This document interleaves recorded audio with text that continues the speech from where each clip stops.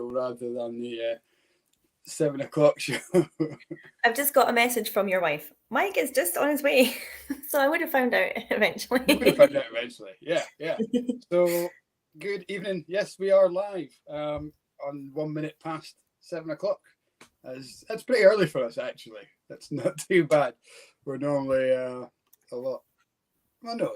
The last couple of weeks have been a bit iffy, but we are here and we are ready to pour a dram and have a blether and educate all you guys a little bit about somebody's life in whiskey and hopefully about the whiskey itself. I just realised we've still got the Body Tyree distillery in the background. I saw that as well, actually. It's a cute little distillery. It's nice. Well, Kat, tell us what you've got in your glass, and I will see if we've got one of a little bit more appropriate background while we do it. I have got, I did it the right way this time. I've got AnCnoc, and it is the Peat Heart one, and I think it's like batch 1, I think. I'm sure it said somewhere on here. Batch 1. This is the one. It's just been released? No. This is the one that I got from Gordon when I was over doing the Whiskey Academy. Yeah, I got mine from Gordon. Check you out. I bought it from him, like. All right. Okay. Yeah. Let's let you then. So this is the one that I climbed up Knock Hill and just to take a photograph of at the top of the hill. So you kind of earned it then.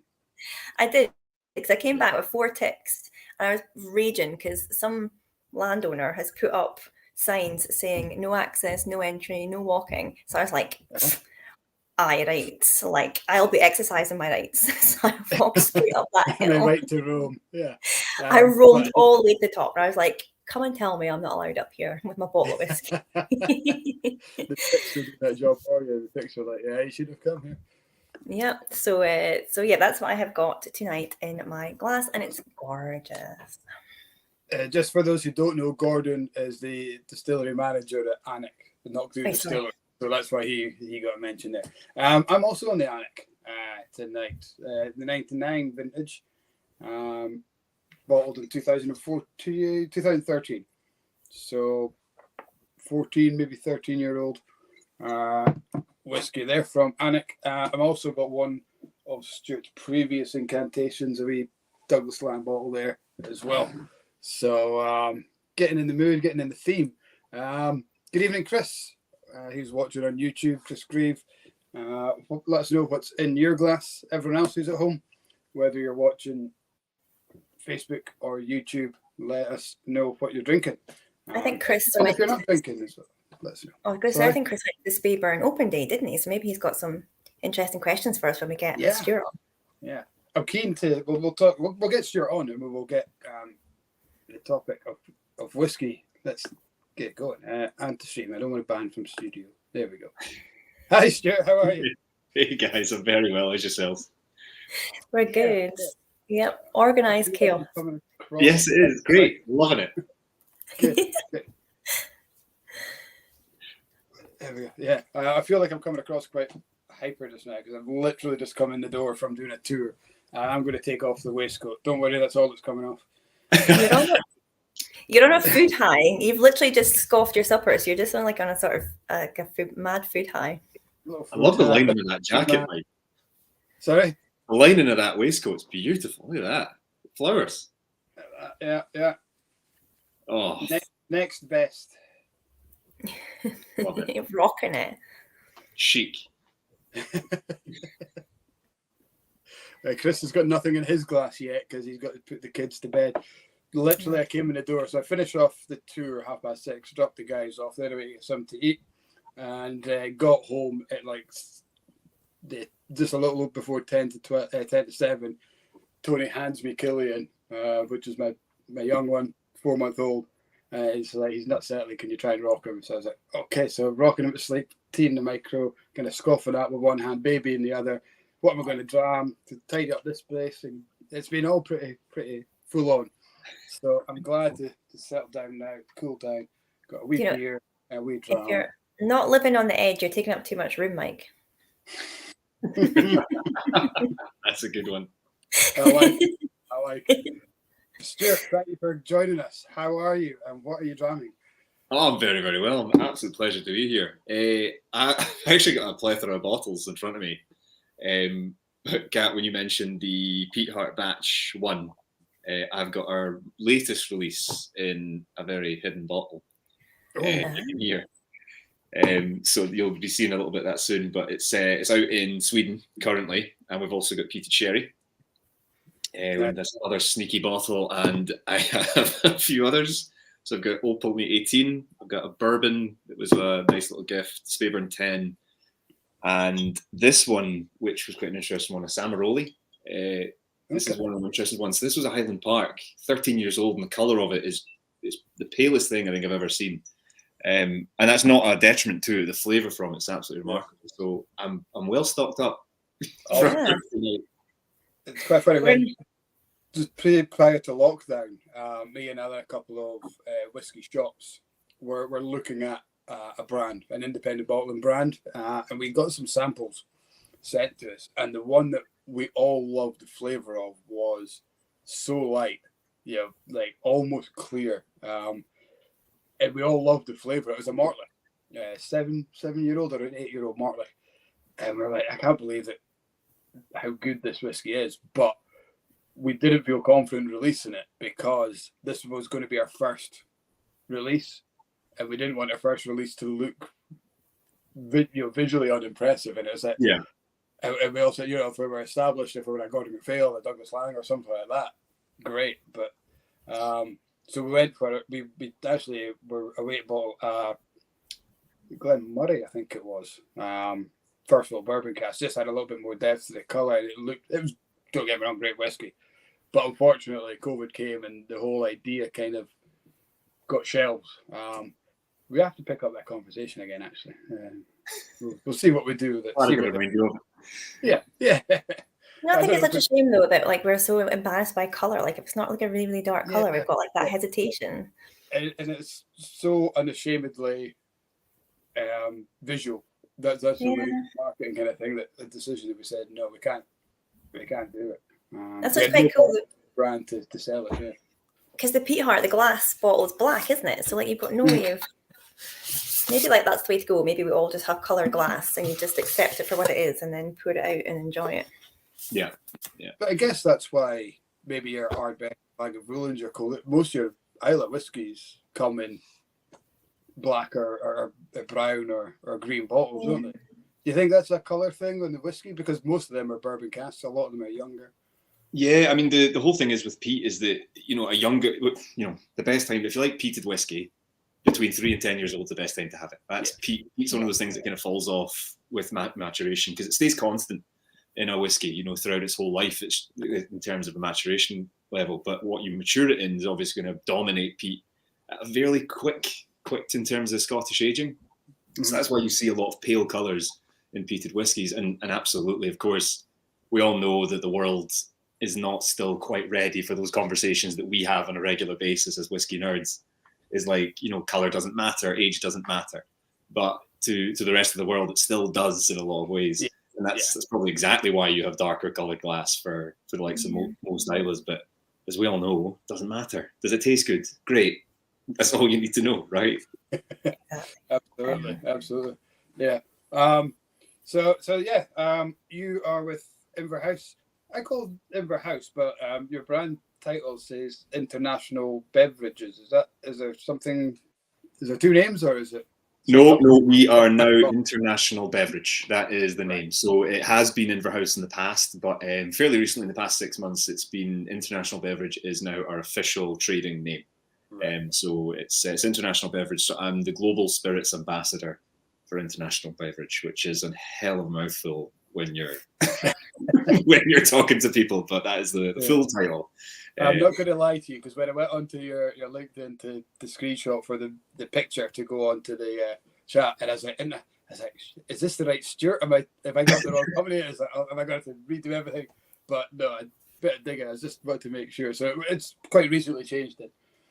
Yes, very recently. So it's been Inver House for a long time. So International Beverage was the the spirits arm, but we've recently taken on Prior Rum, for example, completely underneath our control as international beverage. So it made sense to kind of make that move at the same time. But yeah, I can understand why you didn't recognise me. It's the nose. I swear on my side profile, it's my dad's nose. I apologise for it. Well, when I introduced you last week, I was like, oh yeah, it's Stuart from Inver House. And then I was like, wait. And then for the whole week, I thought I've introduced him wrong. And I went I was like Google stalking you, trying to figure out if I'd introduced you wrong.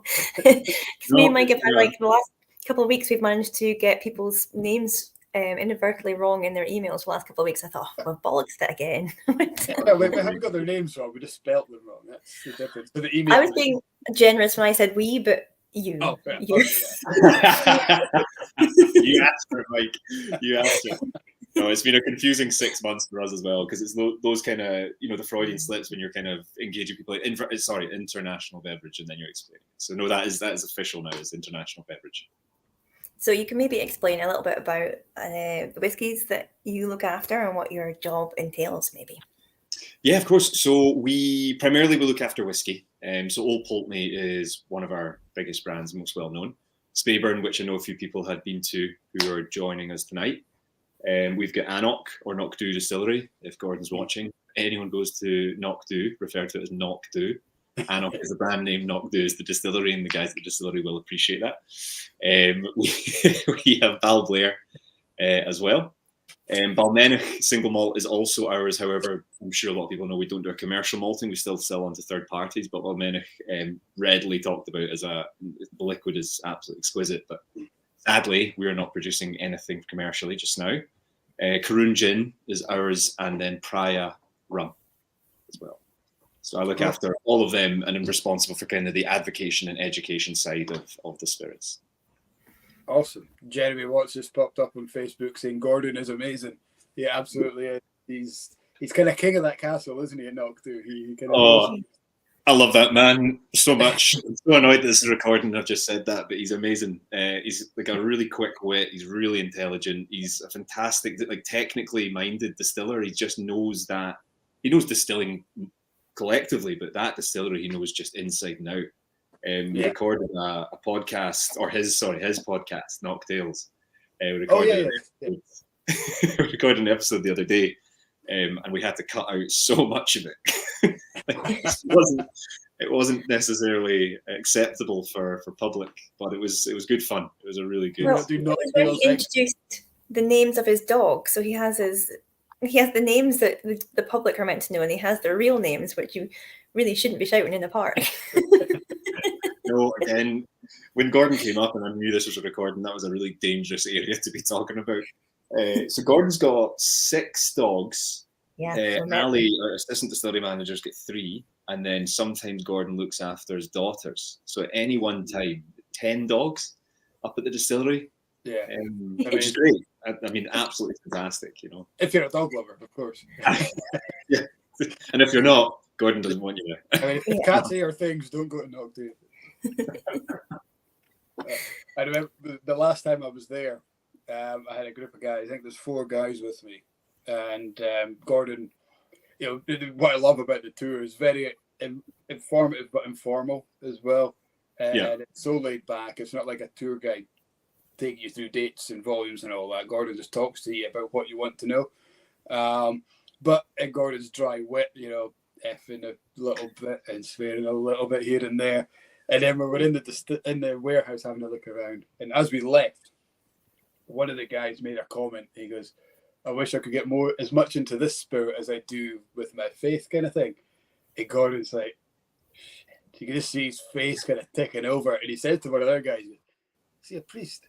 They were like, yeah. And his face was just, I wish I had a photo of it. It was just, no. And you can see him recounting every curse and everything he said along the way. It was amazing. So funny. But bless him. He does it in a way, I think he gets away with it. That kind of dry. It reminds me a little bit of Jack D, because it's very dry. Yeah. It's that kind of depressive humour where it's a moan or a dig at something, but the way he does it is awesome. That's good. It's a great little distillery as well, though. It's just tucked away at the bottom of that hill, and it's so quirky in the inside as well. It's just such a cute little place. Yeah, and you know what? Unless you're looking for it, you won't find it. You know, it's not one of those. It's not one of those ones where you pass it and it's big black writing in the side. It really is. It's a side road, a farm road. You know, it's really, really tucked away. I mean, we're 1.6 million litres of alcohol per year. You know, and for anyone that's not the biggest now, is 24, 25. Making that number up just now, I think. But again, there's nothing wrong with that. As long as you're producing consistent spirit, that's absolutely fine. I'm not knocking that as just for perspective. So we're quite dainty, and it's a manual distillery, well, wholly manual distillery as it goes. You know, there's a few, you know, the lights turn on and everything like that, but it's still kind of hard going. We had a new start last year. They did a 12-hour shift and 24,000 steps in that shift. Really? You know, it's not, you guys have been, it's not a big site. You know, you're not walking miles to the stills. That's back and forward, isn't it? It's just that constant movement. So it really is a hands-on place, which is it's a lovely wee distillery. Really enjoy it. Such an underrated whiskey as well, though. It's one I always recommend to people because they go for the usual brands, and then a lot of folk, even though they're local, it's not one they necessarily know. But I think with the brand name being different from the distillery name, they don't automatically make that connection between the two. I guess. Yeah, exactly. Great whiskey. Much like Speyburn as well, which is also a very underrated whiskey. And it's not even one that I've tried, actually, so I'm ashamed to say. No, it's funny that a lot of people say that to me, especially in the UK, because it's our biggest market is the States. Like, it's absolutely huge in the States. And it's funny, I'll say to people, I'm like, you know, Speyburn and Baxter, no, I don't know. And then you'll say it in the States, and they're like, no way. You're the Spade, you know, it's that different reaction. And it's just one of those things where we have that intrinsic view of being from Scotland and seeing distilleries on a kind of regular basis. When we haven't heard of one, it seems quite strange. And the Speyburn's, it's one of our bigger sites, so it's 4.6 million litres of alcohol, so slightly bigger. And, you know, it's hilarious when we talked about the 22, 24, 25 as the largest. We're the 20th largest producer of spirit from a Scotch distillery, which seems a skewed scale. You know, it's obviously there's a big jump at some point. So it's a sizable distillery, but we're still running off one wash still. My favorite pot still in the world. It is gorgeous. So one wash still into two spirit stills. So it's not in terms of size, it's purely efficiency that we're able to achieve that 4.6. What's the benefit of charging two spirit stills in tandem? Does it affect the spirit, or is it just in terms of like what you could fit into your space, like in terms of what we can fit into our space? So the two spirit stills that we have were actually original wash and spirit still. So one of the spirit stills is, I think, a couple of thousand litres bigger than the other one. Sorry. So the wash still that we installed it sits up in its own little stage, and I just love it so much. But it's a behemoth. I've been trying to figure out, and if anyone that's watching has a list of the size of stills in Scotland, I really have been looking for it. I thought someone would have thrown it up, but I reckon it's one of the largest in Scotland, and I just don't know where to find that information out unless I go around every distillery. It's a worthy cause. Let's do it. Actually, for market research, and you'll get a paid trip around Scotland doing that, surely. That's it, surely. Yeah, I'll expense the hell out of that. But no, it's the benefit is purely efficiency. So by running the two spirits off of the one very, very large wash, we run everything back to back. So anyone that did the tour and gone around the site, they will have seen it's, you know, we're doing X amount. It's running minute to minute. So as soon as we're finished milling, it's going straight into the grist bins, going straight into the mash tun, going straight into washbacks. Then we've got 17 stainless steel, 4 Oregon pine washbacks. So as soon as that depletes, we go into our wash receiver, straight into our wash till. It's non-stop, and it's 24/7. And it's an automated site. So it is run by one operator per shift. And it's purely just, we run through we've got both worm tubs and shell and tube condenser. We ran through our shell and tube condenser within a year. Like, it's just gets absolutely hammered. Wow.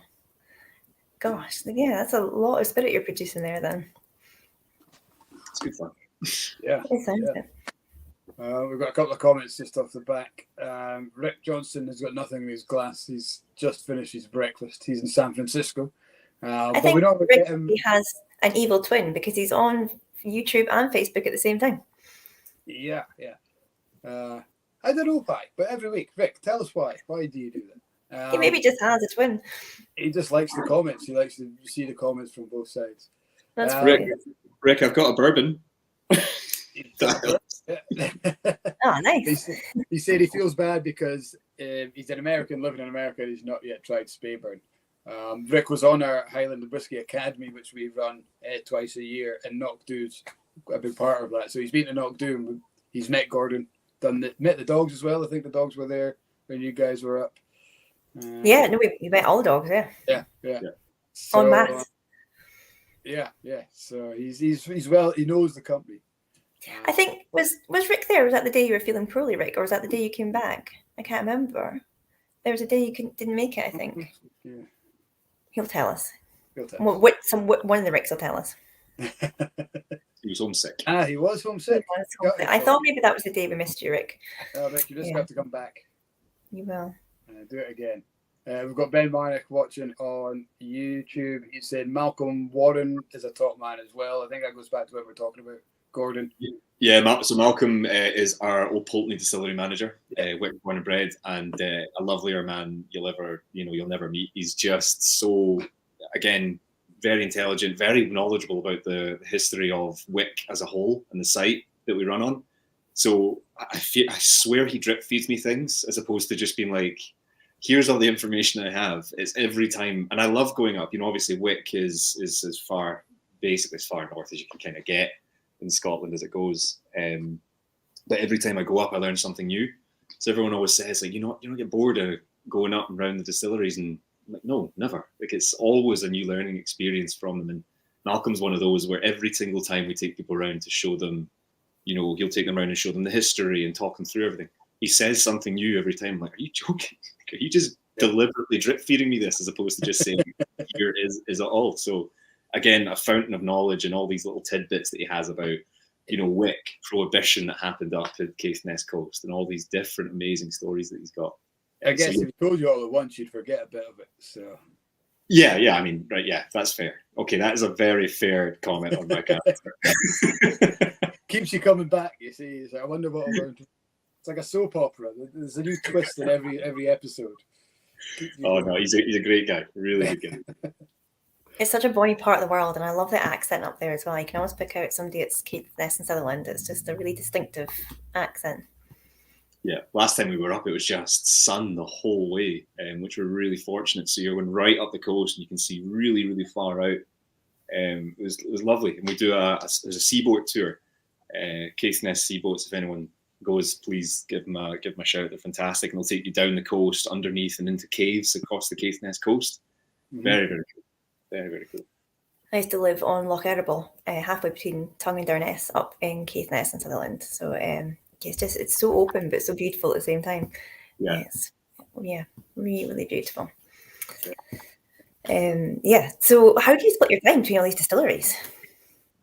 So we usually have kind of two points in the year where we go up. So in kind of March time and then kind of autumn, we take, customers, distributors, that kind of thing, and we'll do the visits all around them, which is my kind of favorite time of the year because it's really just an opportunity to go up and, well, first of all, meet new people from across the world, bring them and show them how beautiful our country is, and share whiskey and share distilleries with them and share the stories. So I get up kind of twice a year, and then the rest of the year is kind of mainly traveling, which is, again, I absolutely adore. And then if I can, I get to squeeze in those admin days where I actually catch up with mountains of receipts and projects and presentations and Excel spreadsheets. But if I could, I'd cancel all that out and just do the traveling and hosting bit. Well, Dougal was telling us he organised all the travel himself, like for booking his flights and his travel between places. That sounds intense. Yeah, it can be really intense, especially when it's planes, trains and automobiles as opposed to just fly into one city and then you go to that city and then come back. But when you have to, like next week I'm in Germany to 3 or 4 cities and you're getting between them all, it's just timing everything correctly. But I love it. Germany must be one of the easiest places to kind of commute around. They're so efficient and organised. So efficient. I remember being on the platform and they were 1 minute late, and obviously I didn't think anything of it. And the guy came on and was saying, I couldn't understand. And I said to my colleague, he's just apologising for being late. It's like, if this was ScotRail, it's a very different story. I loved it, absolutely loved it. So it is very easy. Everything runs on time, and there's normally no strikes. So, but you can't be that guy who's running late. I'd be terrible in Germany. I'd be stuck everywhere. Absolutely not. It's not like us the French and the Italians. I think the three of us could learn something from the Germans in terms of train efficiency. Yeah, I know. We're getting quite a lot of love on the chat. Speyburn love. Yeah. I mean, the Spirit of Speyside was a phenomenal success for Speyburn. We had so many people in the shop, and looking at the social medias, I think it was Alistair Gray started up the Friends of Speyburn or Speyburn Appreciation Facebook page, which is going mental, and it's really built up in this last kind of 2-3 months. But and me included, and a lot of people thought it was this 10-year-old in a Bradinora, kind of cheap and cheerful kind of whiskey sat on the supermarket shelf. Yeah. But obviously people's eyes have been open to cast strength, to kind of sherry expressions, the whole host of other Speyburns now. Is that something that's going to continue? We're going to be seeing more specialist Speyside Speyburn on the shelf, or can you tell? You made sure I had a couple of whiskies before we started talking. We'll come back to it. We'll come back to that question. No, I can't answer. The short answer is yes. Yeah, there's a focus on Speyburn, obviously, and we've sampled some really, really tasty stuff. In fact, we're in the lab today looking at some very tasty stuff, but that's all we'll be saying.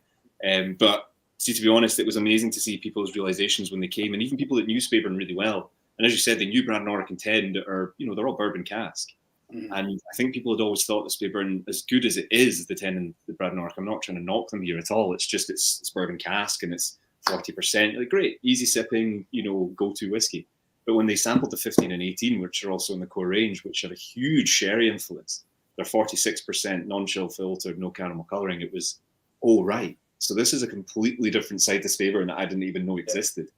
And the 15 for me is my favourite. Our distillery manager and assistant distillery manager, the 18 is their favourite, but they're wrong. The 15 is the 15 that spicier, nuttier side, but the 18 really, I do love it as well, but it's more chocolate and fruits, and I get it. I totally get why people prefer the 18. We actually, on the tastings, if anyone was there, we actually eventually had a blackboard with a scoreboard for 15 and 18 for myself, David, and Ewan, and whatever tasting they did, we would vote at the very end, and 18 won. I think they won like 15-2 tastings in terms of people's hands up. So, and it wasn't the 15 was bad. It was just that the 18 it's more approachable. It's richer. It's creamier. It's more chocolate side of sherry, whereas the 15 is definitely more that nuttier, fiery side of sherry, which I prefer. I think it's just a bit more spicy, a bit more in your face. Yeah. So is it Oloroso, like a combination of like Pedro and Oloroso, or? Yeah, so the 15 is 12 years in refill bourbon, predominantly second fill, and then 3 years in second fill Oloroso sherry. The 18 is 14 years predominantly refill bourbon and 4 years in Oloroso second fill. Is that part of a core range, or is that just a small batch release? No, it's core range. So the core range is Bradinora 10, 15, and 18. It's the core range just now. Let's do that. That's cool. You're teasing us. I nearly lulled you into a false sense of security there. You just about gave away. A few whiskies in front of me. We'll see how it goes. I mean, we've seen. I've seen it in the shop where people look at, and something I kind of liken to the Speyburn is the Glenmurray range, where you have that kind of Elgin Classics, £18, £20 maybe in the shop. And people see the name, they see the price in the supermarket, they come into somewhere like us and we've maybe got the 15 or a single cask or something. They see the price difference, but in their heads, the brand name is a supermarket model. So, well, why are you charging so much for this when it's the same thing? Are you conscious of that being a challenge in terms of exposure, marketing, or pricing? Yeah, there is. That's always kind of, I think it's a challenge for absolutely everyone, but I think that's also where you have the differentiation between alcohol levels. Is it caramel coloured or not? Is it chill filtered? Is it a limited edition? Is it more interesting casks like red wine casks, etc.? that's always that point of differentiation. And that's why, I mean, I buy all my whiskey from specialist retail, because it's like guys like yourself, because you get taught things. You can have a conversation about flavor and what's going to be good and what's going to be bad. You can make an educated decision. But there's always that challenge. But I think there's a point of difference is making sure that when we're putting it into supermarket, that it is approachable in terms of flavor profile. It's not going to be a high ABV, because as much as we all love cask strength 46 plus, that's a lot of alcohol in a bottle. To the general public, 40% is still quite high alcohol. So it's making sure that it's approachable, easy to understand, easily accessible. And then when they come to someone like yourselves, it's, here's that 46% one, here's that 55, or there's that single cask, or here's that Pedro Jimenez finished cask or Calvados finished cask. And it's, okay, I need someone to hold my hand and talk me through, what does this mean for this whiskey? Because if you put Ardbeg into Calvados cask, you're going to give a very different flavor profile to Speyburn in Calvados casks. It's going to give you a slightly different note to that. So no, it is a challenge, but it's something that I think the whole whiskey industry are prepared for, and looking in a specific way to make sure that grocery channel, excuse me for my commercial wording, but supermarkets are happy with the product they're getting, and the consumers at supermarkets are happy with the product they're getting. Vice versa, you guys are happy with the products from us, as well as your consumers are happy with what they have available from you as well. Jeremy's on Facebook asking, does this mean you have Calvados Speyburn? No, Jeremy, no. That was not a slip. That was just an extreme example. I saw it, because you picked up on it. I saw it pop up, and I was like, no, that's not what I'm saying. They're like bloodhounds. They'll pick up anything. I saw Ben there. Sorry, the wash still Speyburn 15,000. I believe it's 17, and then the 12.5 and 11.5 for the spirits is, as far as I remember, correct. But I believe the wash still 17. Okay. It's honestly, it's massive. It's just a stunning still. Got the good photo angles for it as well when I take people up. and off the back of Speyburn, or maybe always was going to be, but off the back of the Speyside Festival, Speyburn is going to be open to the public relatively soon. Yeah, that's the plan. That's the absolute plan, because obviously there's things that come with this. It's making sure that it's completely accessible for absolutely everyone. There's making sure that we've got the right staffing for it. There's trial runs of tours, like how many tours are we going to run a day? Can the site, because it's an active site, it's a 24/7 active site. And if anyone that was there, our malt comes into the courtyard that we bring everyone into, where we would need to bring people through. So there's health and safety checking. There's significant red tape, let's say, that needs to come with it. But yes, the ultimate plan is that we want Speyburn to be accessible, because it's in Rothes. It's in the middle of Speyside. You've got Craigellachie just down the road. Rothes is sitting there. I love, if you've driven down from Elgin into Rothes and you see that, I'm a massive fan of Tolkien. So when you go down, you've got it's actually the background of my phone is that shot is just the pagoda sticking out in the trees, and that's all you can see.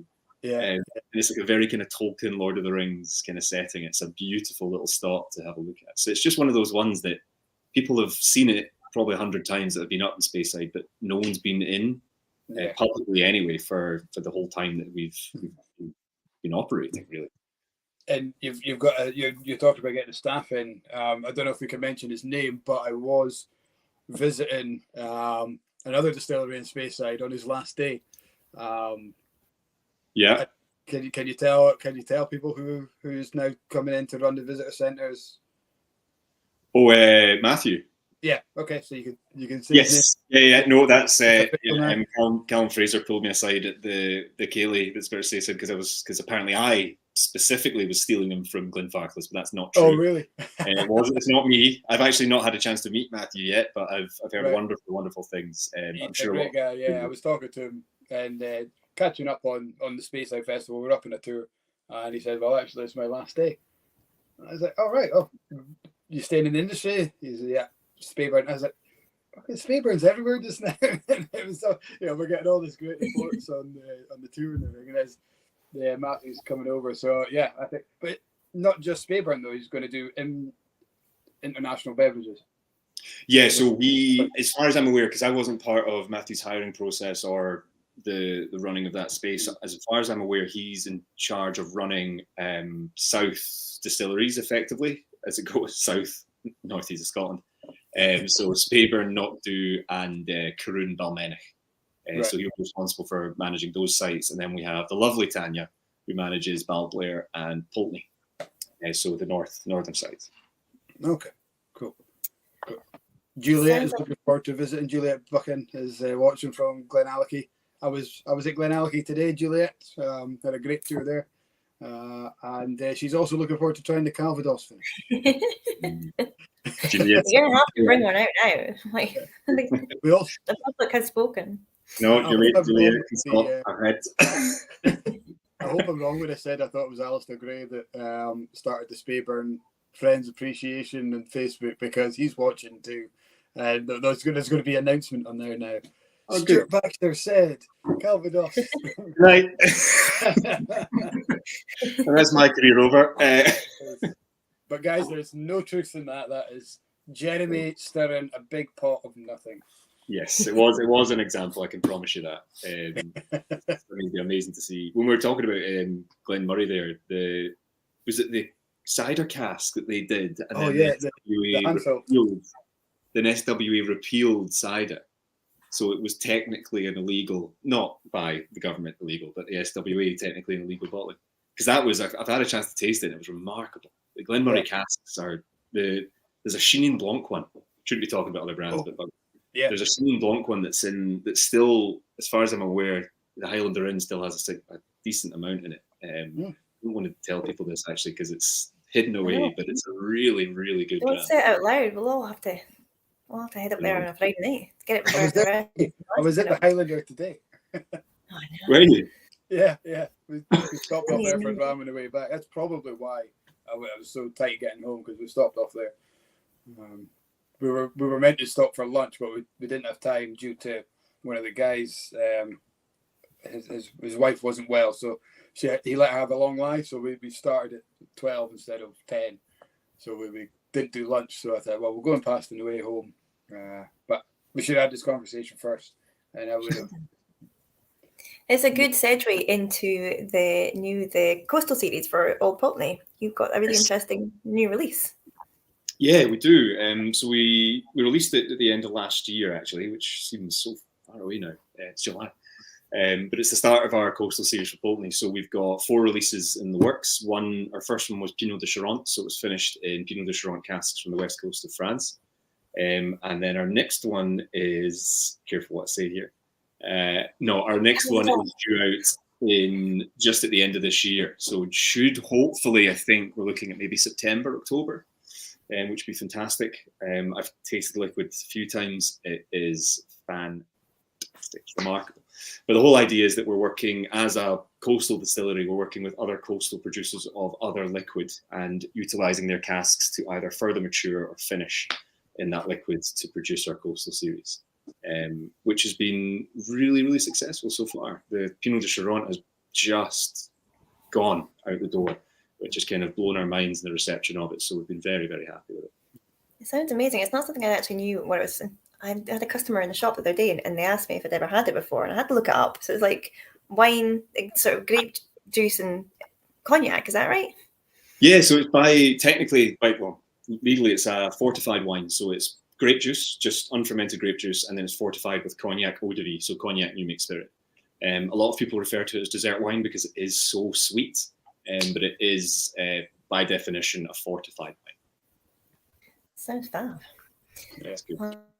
I just don't get why cider can't be used, but beer can. Yeah, it was because they released it at the same time. It was Calvados cider, and was tequila and mezcal in that grouping for SWA as well. Someone will know. But they kind of released it at the same time, and then they repealed cider for some reason. I never looked into it, actually. It'd be interesting to kind of look in and understand why they decided to pull it out. But yeah, you're right. I guess cider's fruit. It's fermented fruit as opposed to fermented grain, maybe. Yeah. How many places are sitting with cider casks waiting until it's changed? Yeah, I mean, everyone, I can almost guarantee that every single company that makes Scotch whiskey will have experimental casks just sitting and waiting for the day that, all of a sudden it's released. But we saw that with tequila or mezcal, didn't we? That as soon as it was allowed, it was like bang, bang, bang. There was like 4 or 5 came out, and they were just waiting for that. Yeah. And that must, these guys must know before we do that it's in the pipeline to have that ready to go so soon. Yeah, there's the great thing about the SWA as a governing body for us is that the Royal We, like, we're constantly in conversation with them in terms of what's best practice from, like, even SWRI in terms of sustainability and best practice in that avenue. But they're honestly fantastic, and the great thing about them is that they stop us from doing weird stuff. Because as Scots, I think we would probably age in like an old sock if we could get away with it, just to see what would happen. But they drip feed us those casks to be like, okay, you can age in this now, and you're like, great, fantastic, we can get our teeth sunk into this. Yeah. But I think the misconception is a lot of people think we can't release it, but we can. It just has to be called spirit drink, which is the worst sounding label. It's like the biggest brush to cover as many categories as possible. Can you not call it whiskey but just omit the word Scotch? Can you not? Well, I've always known it to be spirit drink. Maybe you can. Well, if it's not that, then somebody might be in trouble. Because it's always really specific with the wording. It's single malt Scotch whiskey or blended malt whiskey. Yeah. But you can't have. I think if you call it whiskey, you kind of get away with it. Interesting. Because I know there's the father and son that started the bourbon, but they legally couldn't call it bourbon in Scotland, even though they were making it with 51% corn and doing the kind of. But they had to call it. I think it was a single grain whiskey. I think they ended up having to call it, at least down a major line on it. Yeah. That's the SWA is. I think it's fantastic for whiskey, for keeping it. People kind of say we should be allowed to do more, or don't let us experiment and all that. But when you look at things like the gin industry, how quickly it's boomed, and all these words are bandied about: artisan, small batch, craft, a premium, and all this, and there's no real rhyme or reason to it. And they're trying to rein that in now, but it's kind of like shutting the door when the horse is bold. Yeah. Whereas we've got that. That's what 200 years of kind of regulation does, doesn't it? It builds up that trust, and it builds up that reliable source of information that you can go to. Yeah, it creates that longevity of an industry, right? I'm just waiting for the day that it'll allow, like, ginger beer casks or something weird that we're allowed to do in 60 years' time when we're. It'd be great to see. Yeah. Jameson will be the first distillery ginger ale cask finished whiskey. It was the first one that jumped to my mind, but I'm glad you said it. It's a great whiskey. That Jameson was my first foray into whiskey. We were just speaking about this the other day, weren't we? Jameson and how it's just such a good. I think it's a lot of people's first entry into whiskey, isn't it? Yeah, it's a great whiskey. Like Jameson ginger and lime is honestly a fantastic drink. Like happily sip on that non-stop. And pickleback. Smoky whiskey and picklebacks are one of my favorite things. But obviously, the Irish whiskey, I'll give them props for kind of capturing that space as well from our side of the pond. I thought you were comparing Jameson to Nickelback, the band there. No, is that because you feel guilty for liking it, kind of thing? No, it's Nickelback are one of those bands. Guilty I happily share my love for Nickelback. Jameson, no, I'm joking. And the good thing about Jameson, what they've got in their corner is no matter where you go in the world, there's an Irish bar. So it'll sell. Yeah, that's true. I get in trouble when I go on holiday with Tony that it used to be that whenever we went on holiday, when we got holidays, first thing I'd look for on the map was Google Irish bar. No matter where we went, find the Irish bar, and that's a local for the holiday. It's always good. I'm a big rugby fan, so it's always good. Like if the Six Nations are on, or autumn tests, is like if you're in a country that just doesn't like rugby at all, if you find that Irish bar and there's a game on you want to watch, they're going to show it. Or they'll be happy to turn the channel for you. It's always a good bet. Mm-hmm. Well, a lot of your Instagram seems to involve you making cocktails as well, though. So, is that your background? Absolutely not. You do a convincing job of portraying it anyway. Thanks very much. Thanks very much. The number of takes was incredible. I think the camera ran out of charge for a while, but it's just been a hobby at home. So during lockdown, I think for every 99 cocktails that I made badly, one came out pretty well. But it's fun, and reading about it, learning about it as much as possible. It's interesting. It's kind of a craft within itself, and watching some people like. A friend of mine, Max McCauley, he just came second by half a point. Patron Perfectionists. Like the guy is incredible. And if anyone gets a chance to go to the locale at the West Side Tavern in Glasgow, please do. But the cocktails are just immense. So watching him put creations together, and it's amazing. So it's definitely something I enjoy doing, but not something I came from, and not necessarily my immediate profession. You get some fantastic whiskey cocktails out there, though. You're a fan of a cocktail, Mike, aren't you? Yeah, I do. My whiskey ones I like to keep as simple as kind of an old fashioned or something like that, a Rob Roy. More experimental on a white spirit cocktail, but I do like the things that go with whiskey or rum, that kind of cocktail. I like something that's quite simple. Yeah, making them. I am not a mixologist by any stretch of the imagination. That's probably why I like simple cocktails. You can't be old fashioned. Can't be. I make you make a margarita. Margarita, one of my absolute favourite ones. And any time that we come home from a night out with friends, is instead of just like bringing out tequila and shotting it since you're a few beers deep, is just make a big batch of margarita and then NutriBullet and then just shot that instead. It's not strong. It's quite tasty.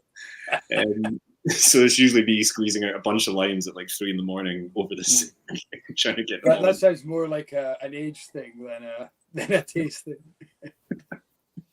Thanks, Mike. Well, Mike, what did you say you were going to start calling yourself a non-age statement? You're just going to forgo age yeah. non-age statement. Yeah. 40, 50 coming up, so I'm going non-age statement now. I love that. It's like just go by the rule of the youngest whiskey that you've drank last. It's like, I'm 15. I'm 15 years old. It's the youngest whiskey in Cyprus. Might not work when you're trying to get in a bar, though. Yeah. No, that's true. That's true. Half-price tickets. Sorry, Kat. Half-price tickets for Avenger films, so you're fine. That's true. It's a win. That's true. So we managed. What have you got in your glass there, Mike? I was going to say, I've got the 99 Vintage AnCnoc. It's so good. This is the first one we poured. So the tour I had today, we were meant to go to Knock 2, or we asked to go to Knock 2, and there's some work going on with the roofs and stills just now. So they are closed till, I think, mid-August, I think Gordon said. Yep. Yeah, we're installing TVR on our wash still. Okay. So it's a heat reclamation unit that we're installing on it. So we're installing that on all of our sites, which is good. So Knock 2 is getting it just now, and it's going to help with the sustainability and energy efficiency of the site. So it's very, very good. So very good. It shouldn't take too long though. Can't imagine it'll take too long. I think a lot of places are having to do these things, aren't they? Yeah. Okay. So we poured this for them because we couldn't get there. We kind of said we'll go, but we couldn't go, so we poured this as the first dram of the day. It was going to be a 8:45 dram because we promote responsible drinking, of course. We delayed that till 12 o'clock. We had it at lunchtime instead. So, and they were even talking about it on the way back as amongst the favourites.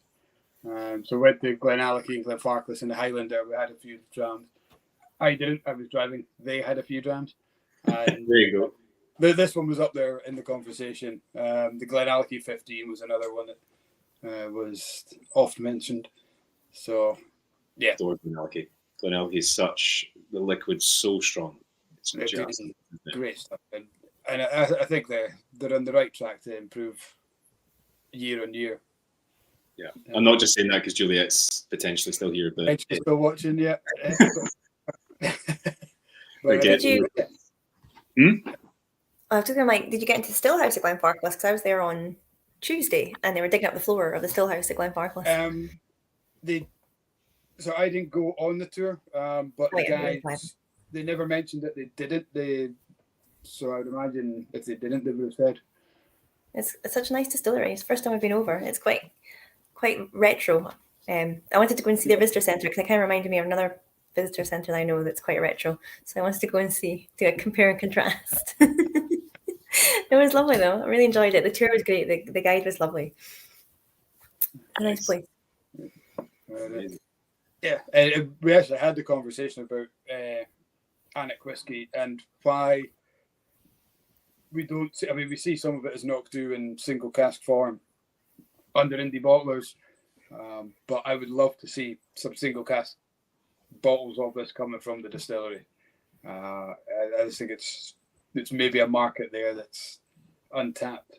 Yeah, no, I mean, I would too. I'm obviously in the fortunate position where, you know, we've got the lab and we've got access to these single cask bottlings that do, you know, not with all intents and purposes exist in the lab, that we've no intention of bottling them, but it would be really cool to see that labeling. But it's, you know, it is a lot of work turning these casks over and doing that. But yeah, that'd be nice. But the single casks from them are really unique. We had one that was a first fill Oloroso that our blender Mark still has somewhere in the lab that he's keeping, and it's like barbecue sauce. It's one of the weirdest, in a good way, one of the weirdest liquids I've ever tasted. It's like char and barbecue sauce with rich, like in your face dried fruit. You know, there's no real remnants of the New Make Spirit. The New Make Spirit has been completely dominated by the cask, but wow, Moorish, really, really dense and dark as anything you've ever seen. It's hard one. I mean, the 18-year-old is up there with my favourite 18s. The vintage, the 16-year-old was amazing dram. It's up there in kind of folklore with the Scapa 16, and then kind of these guys here who have passed away. But you know, the 12-year-old as well. I just think you've got such a good spirit here, but not enough of the geeky side of whiskey lovers. Exactly, yeah. Rate it because it doesn't have that strength, it doesn't have that exclusivity, it doesn't have that. I think if you could pull these guys into a core range, you'd be on a winner. Yeah, that 16, that's Gordon's favourite as well. That's or was Gordon's favourite. I found I got a sample of it for him from the lab and brought it up to him and Ali, and he was quite grateful. But that 16-year-old was just perfect. But if Gordon could put everything in cash strength and first fill bourbon and sell it at cost price, he would. Yeah. He just wants to make sure that everyone in the world has tasted Knock-Do distillate. That's all he cares about. We've been on a few tastings with him, a few tours with him, and that question quite often comes up. And the answer for him is that's the marketing team, that's the blenders who deal with that. We just make it, and that's all he'll say on the matter. So you can see there's a bit of a bee in the bonnet about it. But yeah, he is. I think I should do a single cask release every year named after one of his dogs. It just has the dog's name. But his name for the dogs, not the public. His name for the dog.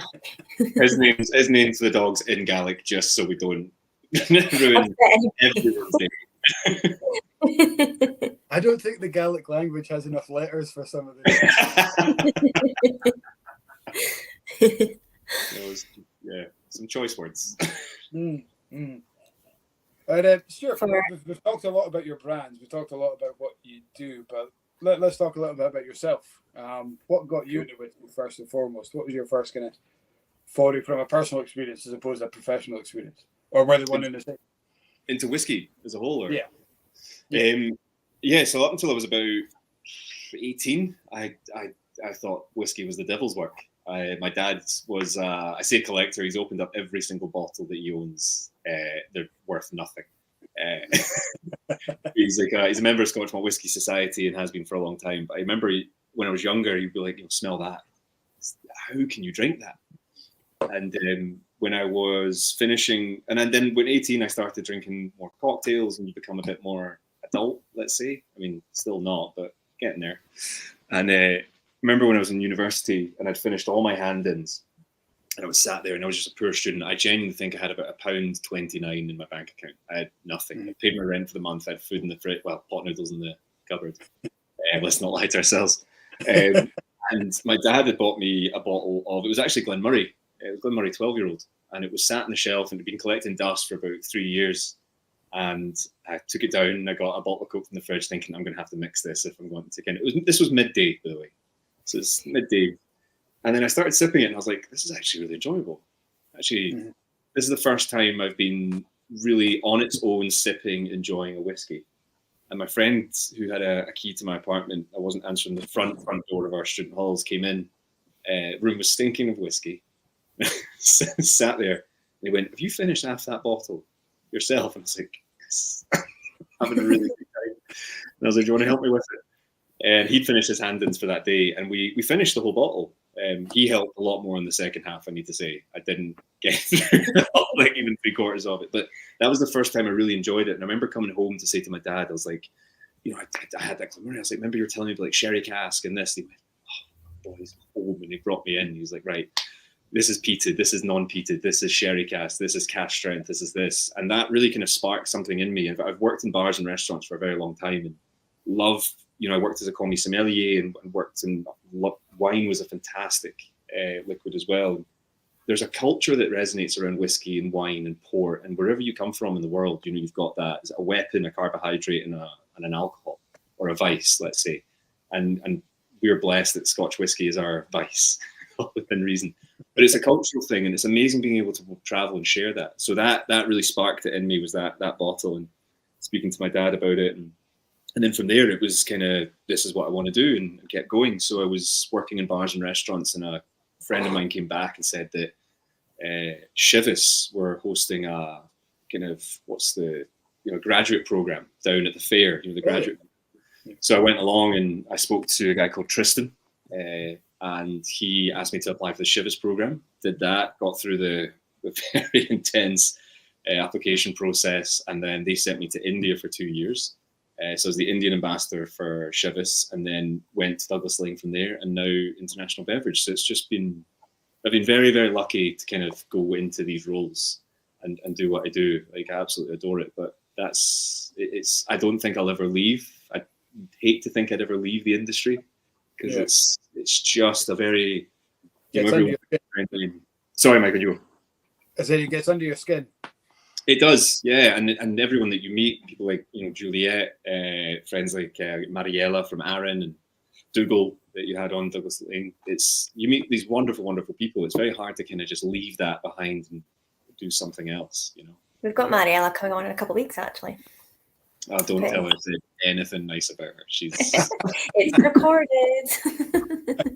No, Mariella's That's going to be my headline. Is the Blether with Stuart Baxter's favourite person, Mariella. Don't she'll like, I see Mariella on a regular basis. She will hold that against me. Like, honestly, Mariella, her enthusiasm, her passion, her knowledge, it's next to nobody. She's fantastic. So you're lucky to have her. We always say this though, it's like a family. When you're in the industry, it's like you just get to know people, and people are just so nice. They want to share their knowledge. They want to talk. It's such a nice industry to be part of. Yeah, it is, and it's the people that make it. It's Absolutely. You can go about day by day and just keep your head down and do it, but you just, everyone that you meet brings you into this space. It's brilliant. Yeah. Hey guys, I'm just going to jump out for 1 second. Killian's sounding a bit upset, so I'm going to jump out for 5 minutes and let you guys continue the chat without me. No we'll see in a bit. So I think we've got some questions. Rick has asked about Old Pulteney, but I think we did cover that before when you were talking about your coastal series. So maybe Rick missed that a bit. But is there any other releases coming up that you need to tell us about, or might slip in details about by accident? The second release for Coastal should be in a few months, I'd like to think. I think everything's pretty much ready, but we've also got the French Oak, that's the new distillery exclusive, alongside the hand bottlings that are still going to stay. But the French Oak is very, very good. But it's available online at the website and at the distillery, so you can actually get that shipped to you in the UK. Sorry, Rick, if you're in San Francisco. He is, yeah. You're going to have to come over, Rick. All these bottles we could talk about every week, and you can't get them. You're going to have to come back over and do a big shopping trip. Yeah. So am I allowed to ask if you've got a favourite distillery out of the ones that you work for, or You could Oh, I mean, whisper it. You know, it's the whole joke, like choosing amongst your children, but we all have favourite children. Like it's, but it's Do I tell kids? I promise. there. I know I probably shouldn't say that out loud in case anyone does have kids that's listening in. No, honestly, there's different reasons why I like. They all have different characteristics and why I love each and every one of them. Like Old Pulteney, the fact that salinity, that maritime flavour is coming in through the casks, like it makes it one of the greatest coastal flavour profiles in Scotch. Like, period. Yeah, I am biased, of course, but it's a fantastic flavour profile and it's a very unique maturation that helps that come into it. AnCnoc for all the reasons that we've just listed, you know, Gordon, but also the distillery itself. It's very manual, it's very hands-on, it's quite rustic in that sense, very small and quaint and hidden away. Speyburn, the history that exists, you know, the drum maltings designed by Charles Doig, it makes it one of the most historically significant distilleries for Scotch whisky. And then Balblair, you know, the story behind that, one of the oldest distilleries in Scotland. It's the, you know, you've got the Pictish stone that exists outside it it's estimated about, what, 5,000 years old. There's multiple stories around it that each one that make them completely unique. And I think that's true for every distillery. You know, it's not just our portfolio. There's other distilleries out there I love for specific reasons. I know, because when you think about it, we're all making the same thing with the same 3 ingredients, but every distillery is so unique in its own way, and they've all got like their quirks and little foibles and characters. Like Balblair, I've not been, but I didn't know that about Standing Stone. It's like on next to the distillery, is that right? Yeah, so it's just, you'll see it as you're driving down the distillery in the field to your left-hand side, there's the stone that stands. It's called the Clachbeorach. Kat, I think you speak more, pronounce it better than me. But it's Standing Stone. And we noticed there's mud marks going up it. And what we realised was the cows were scratching themselves on it because they don't care about history. So there's now a very tidy fence around it just to stop them. They can scratch themselves on the fence, but to stop them from potentially destroying a quite literally ancient stone. We have a lot of them up here in Northeast, obviously. In the wintertime, like the ones that have got the etchings on them, they put like a big box. Like Historic Scotland puts like a big box with them just to make sure the weather doesn't eat away all the bonny patterns on them. Brilliant. And there's the symbol for Balblair is actually that we got it from that stone. It's carved in on it. So it's impressive. It's just in a hairs in the back of your neck kind of stuff when you realise that someone stood here, erected this stone and carved that symbol on it. It's weird to think that it's that ancient. It is, and like when you look at where they've erected in these stones in these stone circles, it always makes sense. So, you know, depending on like sort of like the sky and like, you know, the sort of passing of the seasons and stuff. It's just so clever, and it's the test of time as well. It's amazing. Yeah, on the other side of the fence is one of my favourite places to stop with people. Is that there's stones that actually were set around a jarl's gravesite, but you can see that the potentially the farmers, you know, hundreds and hundreds of years have actually dumped grass and used it a bit because it's overgrown quite a bit. But the stones actually match up with Struy hills that surround Balblair, and that's how they were. My favourite theory from archaeologists is that that's where they track the stars and track the months. Yeah. But if you stand at a specific point, you can see each point of each of the hills on each of these stones, and it's like we've got a phone. I can tell you the month and date just looking at my phone, and these guys were using these. It's incredible. Massive stones. Yeah, I mean, they were really committed to getting the time of day right, weren't they? Like that was a lot of commitment to erecting those stones. But they're so fantastic. And we're very lucky, like growing up as a like kid, you have all this at your doorstep, all these distilleries, these standing stones, these castles. It's not until you get older and people are coming to this country to see it, you think, God, yeah, like, we're pretty lucky to be in this little small space with all these really cool things right about us. We've got Jeremy saying he's off to Balblair in September with our Norwegian group. So fantastic. You'll have to let us know how that goes. And Rick is asking, what do you think of that lag on the shelf behind you? It's a very sort of personal question. What do you think of that lag on that shelf behind you there? Rick, it's one of Mariella's and it's rubbish. It's honestly terrible. You can't take it back now. You've already said she's your favourite person.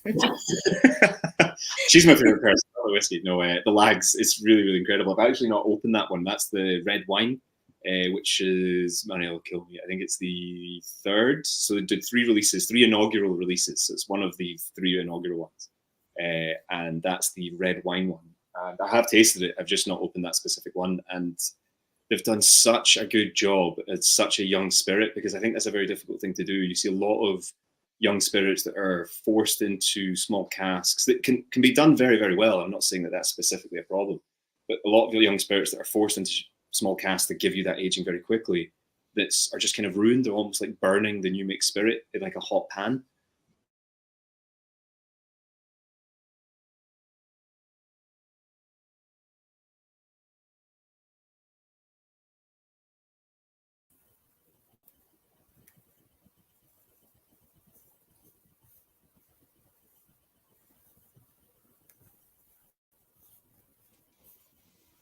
Am I back? We are having serious internet problems. Are we back? I think we're back. Am I back? I'm back, you're back, Mike's back. I think we all just blipped out there for a second. Cool. That was fun. I don't know what happened there, but we all disappeared. But we're back. We're good. Can everybody hear us okay? Give us a thumbs up, Rick. You're back. Thanks, Rick. Thank you, Rick. But lag is one of those great examples of a young spirit that's been matured and cared for really well to produce a fantastic inaugural release. So it's brilliant. And I'm not just saying that because Marielle will kill me if I say anything bad about it. It really is a cracking dram. I wanted to go out to Arran for my holidays, but I never got the chance. I didn't get it booked in time. But it looks like a beautiful place, but I'd love to go and see what they're doing out there. It's on the list of places to go. Yeah, Arran is just Scotland in miniature. It's amazing. You get Lowlands height, everything. It's all there. It's so cool. I've heard that. And it's so accessible as well. I mean, it's not that far away from Glasgow, is it? Am I in the right place for Arran? Yeah, no, you're not far. So you're maybe 40 minutes, 45 minutes to Drossen, and then it's not a long ferry over. But if you get stuck, if the ferry's not running, my parents got stuck last year for 6 days. They were loving life, but they get stuck 6 days on Arran because the ferries weren't running. My kids used to love it whenever wintertime came because the teacher couldn't get over from the mainland, so they would just be like, no school. Anytime the water was big, she'd be stuck on the other side. So no, it's island living for you. Mike, what is going on with your internet over there? It wasn't the internet. I was here, but there was no sound coming through. I could hear you guys, and I didn't think you could hear me. No, I couldn't hear you. You're back. You are back, and the baby's okay. Yeah. Just a bit gurney, but by the time it got there, Tony had sorted it, and it was fine. Super mum. Yeah. He was crying for prolonged, and he never does that. Guys who've been watching will know how much I rave about how good he is. So it was I was a little bit unsettled at how long he was, but Tony had it all in hand. She's good. We're just speaking about Rick had asked about lag distilleries. We're just speaking about that. I thought if there was lag, I'm just looking at the comments. We've got lag on the shelf. Yeah, I thought that was. But, exciting times. The bottle, the shelving is not actually big enough. I now have bottles coming onto the don't floor. even get me started on whiskey shelf problems. Yeah, I've got kitchen and now onto the floor. See, guys, it's not just me who has whiskey on the floor, all right? It's a universal problem. You don't even have whiskey on the shelf. It's on the floor. It's just my shelves are not robust enough to hold them all. So, you know what? After the holidays, eagle-eyed viewers last week saw a glimpse. I was getting so close to screenshotting it. When Kat went to turn on the light, we saw Kat's whiskey collection behind. It was just like one of those blink and you miss it. I think it's because my hair takes up so much space in the actual camera. Like I've actually got like a sort of full wall bookcase. You just can't see it. I'm going to get better shelving, guys, and I'm going to stun you with my whiskey collection. That's your bonus issue. Right? At IKEA. I know, I do. I need an IKEA trip. And then we'll have 2 shelves of one particular brand and then all my other whiskey underneath. What brand would that be, Kat? No, Jeremy and Rick, I'm not mentioning the name of the distillery. Rick, you're not even drinking it. Right, well, everyone get a glass in hand. Cheers, Glengarry. Cheers. There we go. Next week, I've done I'm just it. going to have a Glengarry sitting here. It's Subtly. about bloody time, so you should. Like, shocking lack of Glengarry misrepresented on that shelf there, Mike. We sell it all. That's the problem. It's never on the shelf long enough for me to buy it. Do you know what? Quality sells itself. That's the problem. Stealing that. Yeah. Oh, there we go, Rick. I think Cat needs a raise so I can afford better shelving. That is a very valid I point. agree. Well How done, do you Rick. do that thing, Mike, where you highlight the comments so it appears on the screen? I think only I have the power to do that. There we go. I already offered you a shopping trip to IKEA, so. What was that, sorry? Did you not hear me say for your raise this year, I'll take you to IKEA and get you shelving? Oh, no, sorry. Okay, well, yeah, we can do that. We'll go and get some. That can be my bonus for the year. Only if you're helping me build it, because I get actual rage with flat pack. That was a recorded verbal agreement that we all saw with no specifics on price, Kat. Well, I didn't actually say I'm going to help build it. That's the point. But you're right. No specifics on price. That's a valid point also. Yeah. I mean, I'm going to go full out. I'm going for like gilded and so Kat's career with Inver Whisky Shop has been short this week. It's very enjoyable. Well, I'm ending on a high because I met Ronnie Lee the other day, so I'm still on a bit of a high from meeting actor Ronnie Lee. Ronnie Lee. I did. You met the mythical creature that is Ronnie Lee. Yeah. I know. I bumped into him in the distillery office. We're both looking for the manager at the same time. So I said, "Oh, who shall I say is looking for him? If I find him first." He says, "My name's." I can't do a Welsh accent. I'm going to ruin him. "My name's Ronnie." I'm like, "Oh my god, off to the actual mills." So for anyone that doesn't know, and I'm assuming a lot of people know, but anyone that doesn't know, Ronnie Lee is a mythical creature. So in every single mill you will find, and I found it really cheeky, his most recent plaque is a Welsh dragon. So yes. Ronnie Lee was a Commonwealth weightlifter. Is that right? Yeah. So he was a Commonwealth weightlifter for Great Britain. Apparently he's not the tallest of guys, but he's broad as anything and can probably lift a mill off the ground.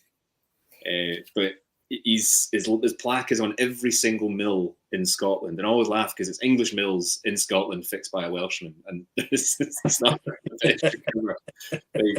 But he is. I've never met him, but I've heard so many stories about him. So I am very jealous of you right now. Well, it's funny because, like, obviously I'm a tour guide, so I do the whole thing of like, oh, let me tell you a funny story about the Porteous Mill, and I always say to people, I've never met Ronnie Lee.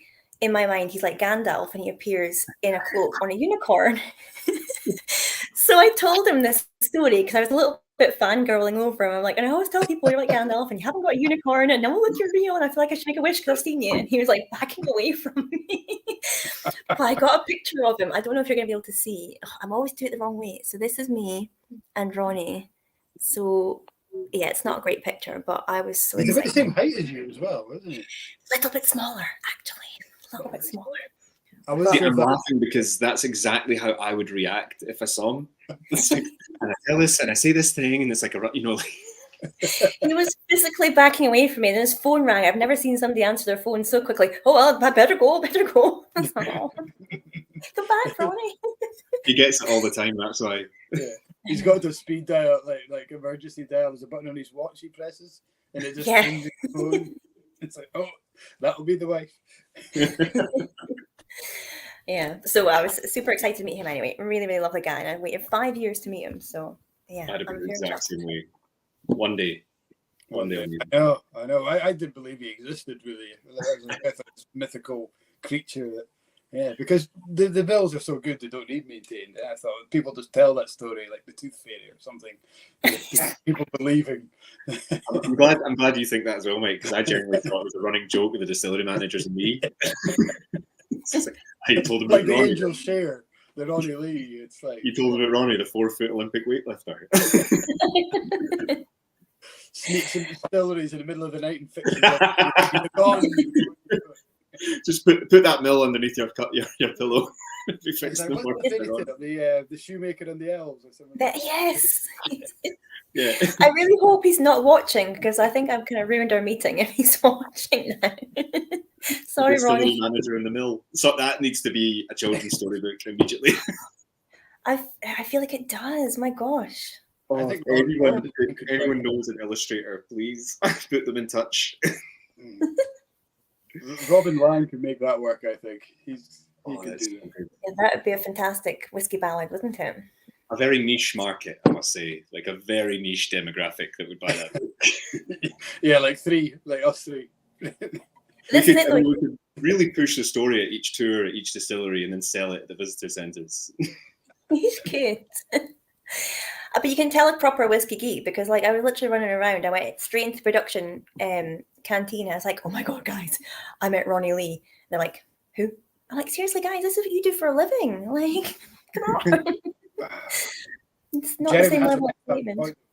Jeremy saying on Facebook, "You'll have to change your whole tour speech now because you've met him." That's a good point. I've got a whole like 5-minute patter there about, I've never met him. I think he's like Gandalf, probably rides a unicorn. Like, I'm gonna have to shave off a good 5 minute. My tour is gonna be like, it's gonna go downhill now. Yeah. You saw it at its best, Jeremy. I wouldn't bother coming back. I'll just take out my phone and just show pictures of him. Yeah. He's he's totally taken over the Prince Charles photograph. It's now the Ronnie Lee photograph. This is a photo of him getting back in his car, and this is a photo of him. This is the restraining order that came through the post. Framed on the wall. Or when he comes up, is that cat here? I know. If she's anywhere 500 feet. Yeah. Poor Ronnie. But I would love to get him in a Blether and just. Did he seem aware of how legendary he is when you met him? Well, he seemed quite bemused, to be honest, but I think it was maybe more me than anything else. But I think he must get that all the time of just people getting excited about the fact he's real and that they're getting to see him and his name's on the side of the mill. But I don't think he sees I think he's just really down to earth, like just a really nice down to earth guy. So I don't think he sees his rock star status or anything. But it'd be good just to get him on there.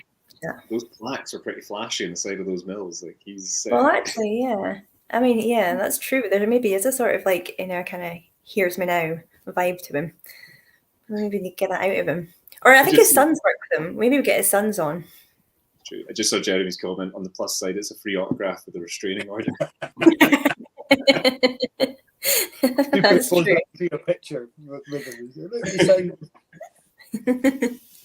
I like your positivity there, Jeremy. Every cloud. Big cloud. Yeah. Ronnie Lee. Yeah. I know. What a guy. Never met him, but he's still possibly my favourite person in the industry. I know, right? Yes. He's just that person we all know, we all talk about, but nobody's ever really seen. It's pretty cool. So anyway, we digress. That was my moment. Dominic's had a couple of comments, and I think we've always been talking with something else. So I'm just going to skip back because he brought up something that I was going to touch on. I was going to tell him off for teasing us with his Spey malt distilled in 1970, bottled in 2013 that he's drinking. 43-year-old Macallan. So it's not letting me scroll up, but I think it was to do with Spey malt, Speyburn, the Spey Distillery, all these kind of brands. Do you find people getting confused with that kind of side of things? Do people mix up the distilleries? No, it's actually funny. It's not me just riffing. Actually, no, I've never come across. But I can understand absolutely that you would confuse them. I mean, it's not difficult to do that, I would guess. But I've actually not come across anyone that's mentioned that before. Right. But it's definitely something that's easily done. I remember Spey's a fantastic liquid, though, isn't it? Like Spey is good. It's good juice. I remember tasting that for the first time in Good Spirits Company on Bath Street, and Paul was doing a cask top tasting of them, Paul Dempsey. And I remember going in. This was before I was even working in whiskey. It was a long time ago. He was doing the cast off, and it was great. I remember it was really nice, interesting bottles as well. Very tall bottles. I would never get them in my crappy shelf. That's for sure. They're very easy on you because you've got nothing above them. You don't have another shelf. You don't have whatever. Our whole bar and our whole shop is designed around the Spey bottle to make sure that fits. Fit it in. fit in my floor. We've got loads of room. On your mantelpiece. Sell them better. Get some Spey bottles on them. It's a great whiskey though. It's such a lovely. It always does well when we dram it as well, though, don't we? Because we always do it like a good example of a bourbon cask, and it always does really well. What's Rick asking now? Like a school teacher. Oh, for God's sake, what are you asking now? Right, Rick, come on. What are you asking now? Are you paying attention? Are you the brand ambassador in just the UK, or do you represent abroad, like in the US? So global, Rick. So covering all markets. We've got regional ambassadors. We've got the wonderful Paul in Bangkok. Marie's based out of San Francisco. We've got Louis Marie. He's going to move, but he's based out of Paris. But I'm covering global markets. So we've got the regional guys that are covering kind of everyday stuff, that are doing amazing jobs, and then I'll travel out to market to kind of help support relevant sales teams, develop advocacy programs, that kind of thing. So it's all hands on board, but it's great. My girlfriend's not too happy about all the travel, but what's your favourite show to go to then, like worldwide? BCB Berlin's good. That's Bar Convent Berlin. That's an intense show, but very good fun. I'm going to Tales of the Cocktail for the first time this year, which I'm really looking forward to in New Orleans. I think that should be a good show. But the Whiskey Show London, from a whiskey show, the Whiskey Show London is probably one of my favourite ones. It's kind of everyone in whiskey, it's that kind of, fanboy moment of like, not necessarily Ronnie Lee, not that caliber cat. That was different level. Like Beyonce. But, it's, you got your Charles McLeans and things like that are walking around, and it's amazing to see these people and have a chance to kind of speak to them and share some of their knowledge. It's great. So Whiskey Show London's a great one, I think. That's cool. We've just been talking about the legendary, mythical Ronnie Lee. We've got another mythical creature. See, the legend has arisen. Russell Brinklow, lowering yourself. Oh, yes, the hustle off of the north. The Russell Hoff. Welcome along. Thanks for commenting. He's just saying how Stuart was fortunate to get a Speyburn ticket during the Spirit Space. What an amazing place. So Russell used to work with us at Inver. He's now gone on to Gordon MacPhail. Nice. I don't know if you had me as a host for that, so sorry if you did, and if you didn't. That's a fucking good one.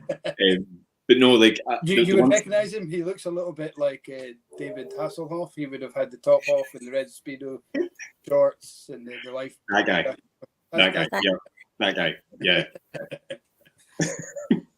Wasn't you? I was spamming Russell today because he was messaging me using Siri, so I just spammed him with a whole pile of unusual words that Siri would just read out in his car as he was driving. So you're welcome, Russell, for that.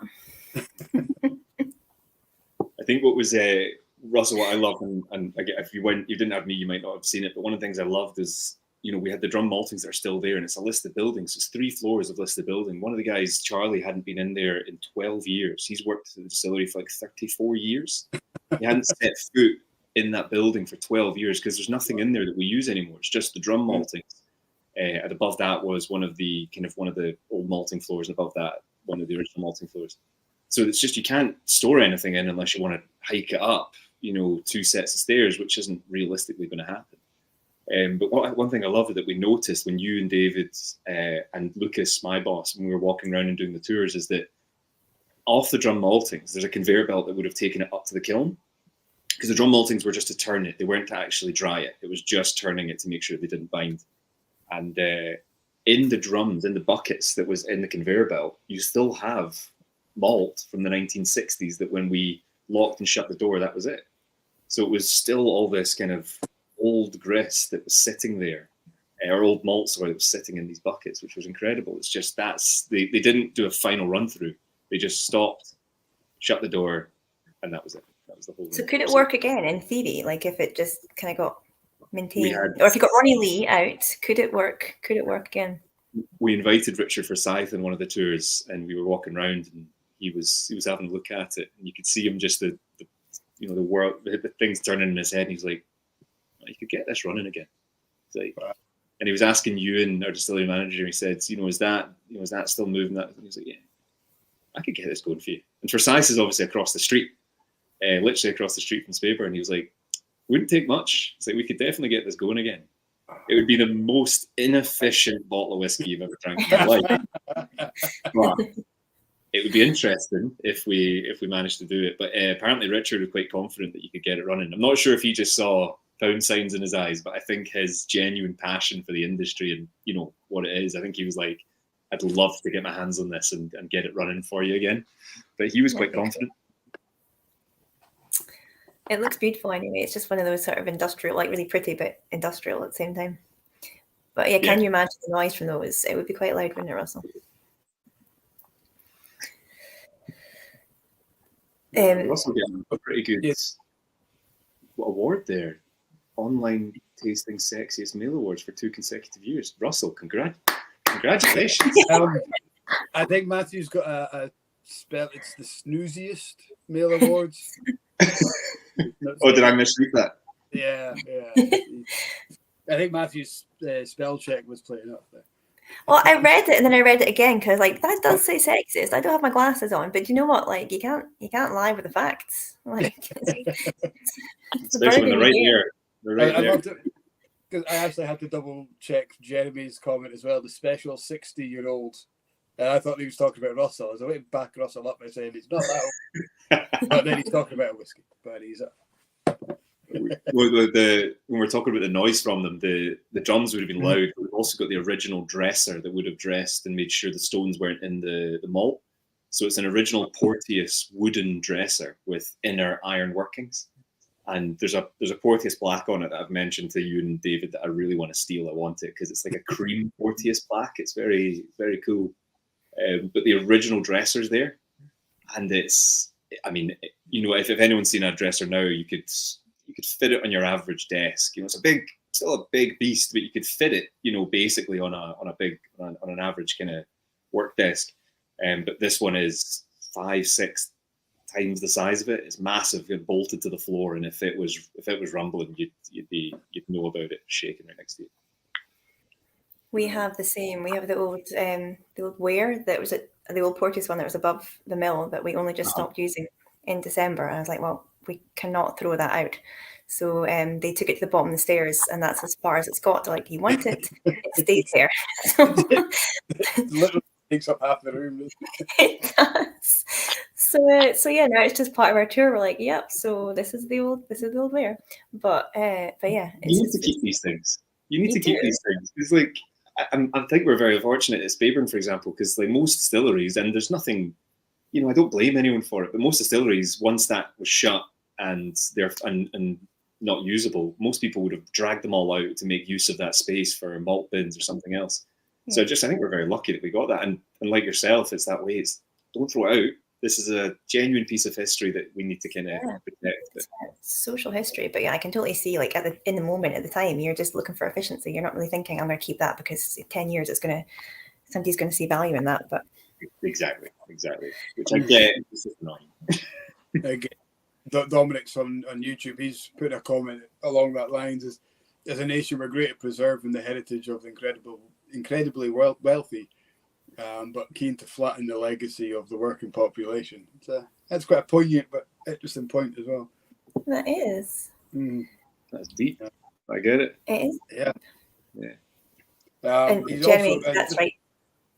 I was just going to say Jeremy's point about Ardmore being perfectly preserved is very true as well. They have not thrown out anything. They are a living museum. I was going to say Jeremy being right. That's something worth checking out. There we go. I'm joking, Jeremy. I don't know if you met Jeremy Watts yet. He's what a fountain of knowledge, that guy. For somebody who doesn't work in the industry, his level of knowledge is outstanding. I don't think I've had the pleasure to meet you. Well, he's heading to Balblair soon, I think he was saying. So you might get to meet him if you're there at the same time. That'd be good. Give my love to John and Julie if I'm not, but they'll have to take you around. Cats. Whiskey in collection. Look, guys, look. Don't be too overwhelmed by it now, guys. It must be all the Glengarry on the floor, is it? Yes, I mean literally, it's what my furniture is made out of. I don't buy furniture; I just sit on boxes of Glengarry. Boxes of beer. Is that why they come in that wee square boxes? Yeah, exactly. Easy to For say. anybody playing the Glengarry game, cheers. Cheers. So this is an actual game. Good. It's an something accidental game. because every blether we had, and Kat got blamed for bringing up the distillery, but technically it wasn't her. But it started off, I think it was David Stark that we had on as a guest, and it Yeah, started most off, guests we've had have mentioned it as like a favourite or one they've always wanted to go to, and then people just assumed that I was like shoehorning in the brand, but watch it back. It's other people. So, so it's become a bit of a sort of running joke. I mean, Glengarry is a remarkable distillery. Does that count? Do we drink for that? Yeah, that Okay, counts. cheers. Thanks Cheers, for that guys. too. There really yeah, is. and it kind of came up in that with David Stark. We got him on the back of his book and talking about independent bottlers, and it's one that you see very. It's I mean, Ardmore is another one from Beamson Tory that's always favoured. Colila being one that, you know, we're talking about independent bottlers. I wasn't on the chat actually. It was Kat and Russell who were on chat with him. But there's all these great distilleries that I think get less of a press as OBs than they do as indies. Yeah. And Glengarry is certainly up there. People love Glengarry, but then they get the distillery bottlings, and for some reason are somewhat underwhelmed by it. And I'm trying to say this as a general public, not a personal point of view, because I do enjoy, especially the special releases like the Renaissance is awesome. I think it's probably quite true for a lot of distilleries though, because I know you know, I've heard that from a number of people on brands, not just ours, but others I've worked in the past, where they go, "Oh, I had this single cask, and you know, I went to the core range, and it just wasn't all that." It's like, yeah, you had a 62% first fill bourbon. Of course, it's not going to be all that. It's like it's not going to be to what you expect. So I think that's absolutely true, because the amount, and I always like, I talked about this when I worked at Douglas Lane, obviously working as an independent bottler and all these ones, is that independent bottlers are so wonderful in the sense that it gets to show you a completely different face to a distillery you know probably very intimately, very well, that you've drank your whole life, and then all of a sudden but that's the decision from that distillery or that company to give you that, you know, that perception of that distillery, and then a single cask from Douglas Lane, Gordon McPhail comes around and goes, "Here's a, you know, fourth fill hogsheads that you've never seen before as a flavour profile to this distillery that you know so well," and you put that in a blind lineup and you call out Glengarry. Do we have to drink again? Yeah. you call it the core range. You call it the core range. Like, yeah, I know that. I know that. Get this Calvados cask out of you, yes. You keep it on. But then you pull out that last one, you're like, I have no idea what this is, and it's you know, it's whatever distillery that you know so well. I'm trying not to say it now because I'm trying to promote responsible drinking, but that's what makes independent bottlers so wonderful, right? Yeah. One of my favourite versions of that distillery is the one you did, Mike, under your own label. Well, my next one is going to be called the Glen Voldemort, so that it's going to be the distillery. The distillery that must not be named. Yeah. I seen that from Dominic coming through. I was like, brilliant. Yeah, I'd probably get J.K. Rowling's legal team on me for that, but let's try it anyway. The distillery must not be named. You know what? Like, even if you get the legal team, you can promote the hell out of that. So the next release will be fine. Yeah, absolutely. Yeah. We'll be bankrupt, but hey, let's do it. Easy. That's a good one. We'll get Ronnie riding in on a unicorn when you release it to the public. That has to be the label. Just the Vladimir Putin-esque of Ronnie Lee on a unicorn. On the pony. Red boiler suit. The red boiler suit, but open with like full chest on the unicorn. Just in diamonds, his plaque on a chain. Yeah. The Welsh dragon. Oh my gosh. Oh, I feel like I hate that I contributed to this. We are definitely not getting Ronnie on a blether, are we? Oh, I know. Oh, I think we broke it all. Never mind. We had a good time. There's going to be letters going out across the industry tomorrow with Ronnie Lee's resignation from the industry now. You know, he might see it as a compliment and just go along with it. Yeah, we do not have that much influence, I'm sure.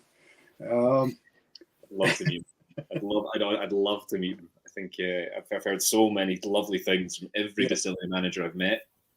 I'm trying to put this on a genuine keel of like what we think of him. Like our distillery managers have just speak so highly of him, of his work ethic, what his knowledge level, everything about him. I'm desperate to meet him. So I'm very jealous that you get a chance to meet him. I know. Yeah, it is. I mean, we've had a joy, and I hope if people know Ronnie don't think that we're actually jesting him, it's purely in satire. Absolutely. The fact that he is just the face of this amazing machine that we all use, and that he builds them from scratch himself, like, you know, there's nobody else like him. Rick's got to go. He's saying thanks for a fantastic Blether. Pleasure to listen to Stuart, top notch slander. Cheers, Rick. Hopefully. See you later, Rick. Very, very soon. We'll maybe see you on YouTube in a second.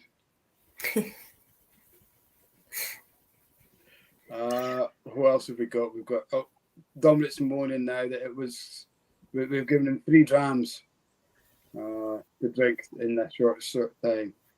You'll keep up, Dominic. You'll be fine. It's been a relaxed drinking night so far.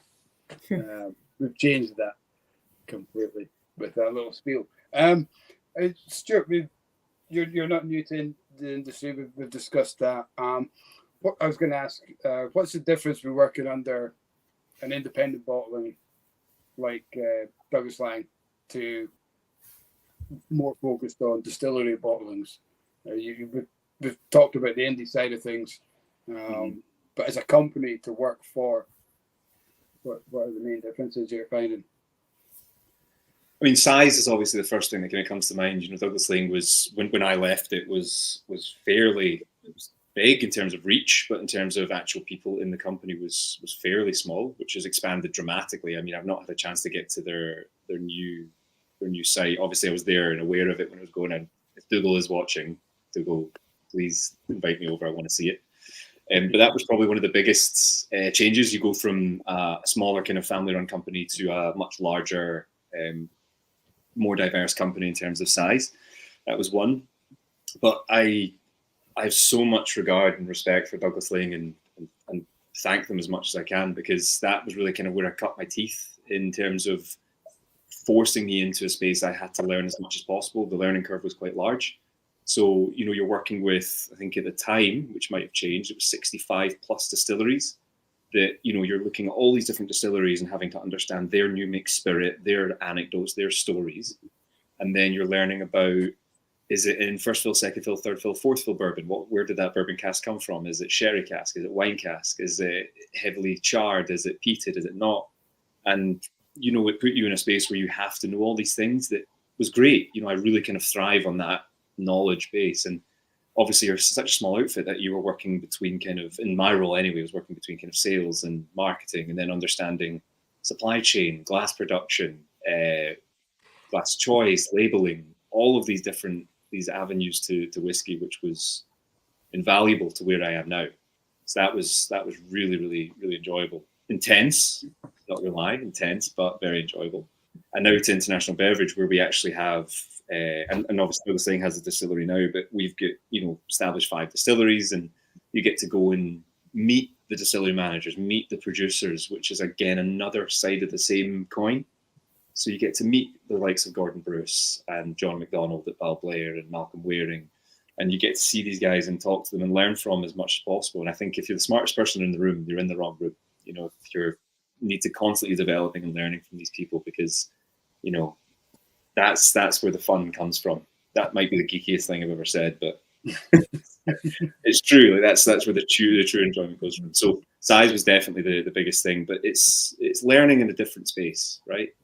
You know, it's learning about a different aspect to the business and understanding it. But Douglas Lang was a fantastic boost to my knowledge that I definitely needed. Do you miss the variety, or do you get enough variety with the 5 distilleries plus the gin plus the rum plus the blend? It's definitely the variety was great with Douglas Lang, but I think the variety with international beverages is different. It's not about being better or worse. It is different. Obviously, as you said, it's like going into rum, going into gin. but also sitting on kind of like tasting panels and going through NPD and or sort of new product development and trying different things, and then seeing that come to fruition into a final bottle that people are actually enjoying is quite cool as well. It's fun, it's engaging. And obviously working with rum and gin as well as Scotch whisky is again another element to what was just Scotch whisky for a long time.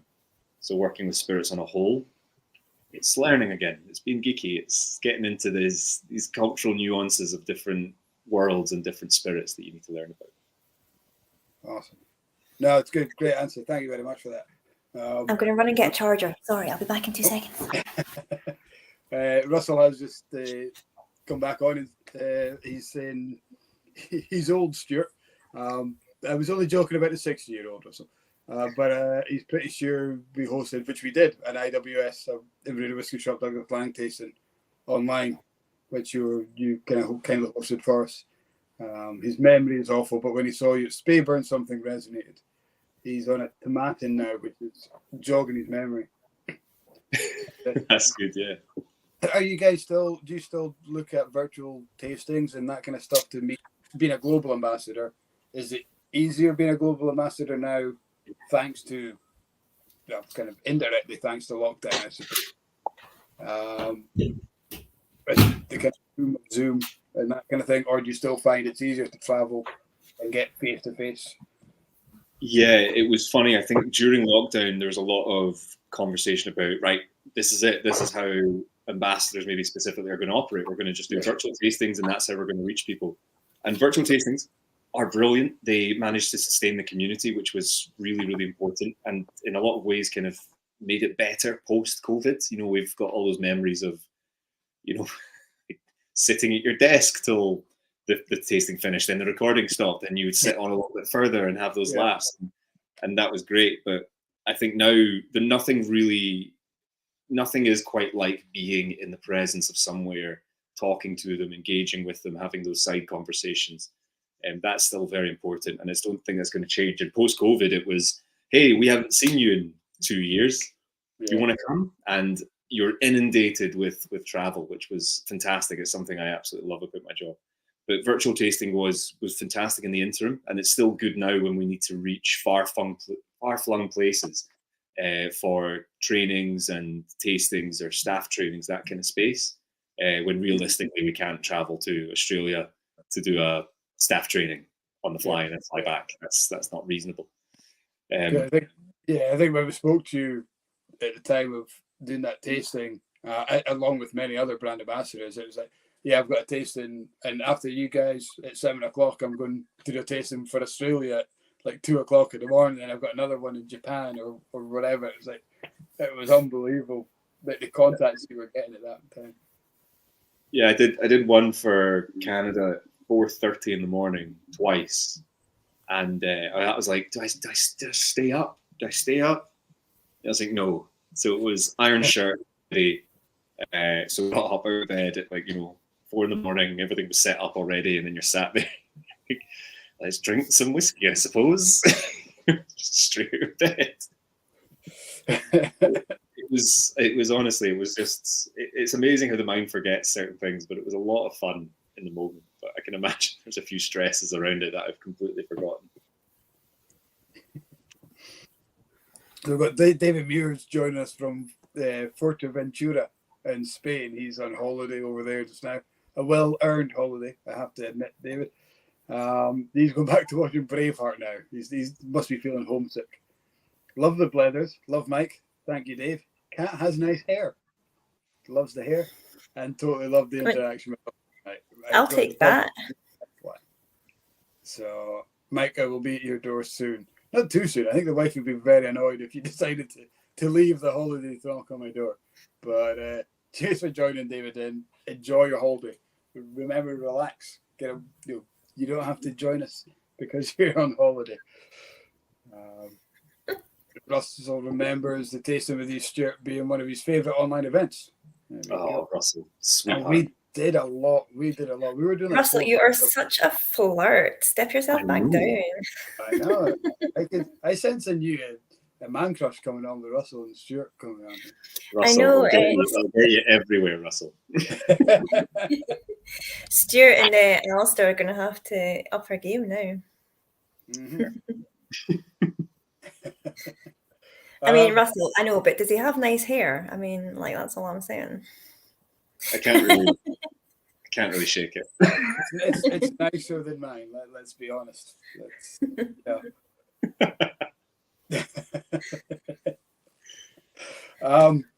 Stuart, I've loved having you on tonight. I'm pretty sure we could actually sit here and talk for another hour and 45. It has been an hour and 45 minutes. Yep. I didn't even. Yep. Okay. Cool. It's flown by. And so thank you so much for giving up your Thursday night to chat to us. I can't wait to catch up with you again. Let's organise some tastings. It's Colin who we work with through our account, but the Speyburn sounds really exciting. We do touring as well, so I would love to get up when you guys are open there. Do a AnCnoc, do Speyburn, and throw in Balmenic there if you would let us come in for a sneaky look around there. It's a good one. It's a really good one, Balmenic, because it's one of those ones. It's not even just like a closed distillery. It's just one that we don't really let people in, and it's not out of badness. It's just it's a very operational site, and it's always been built that way. And it's been about producing the liquid. It's not necessarily about letting people in site. It's always been that kind of space. So it's, if we can, I'll let you know a wee secret about Balmenic.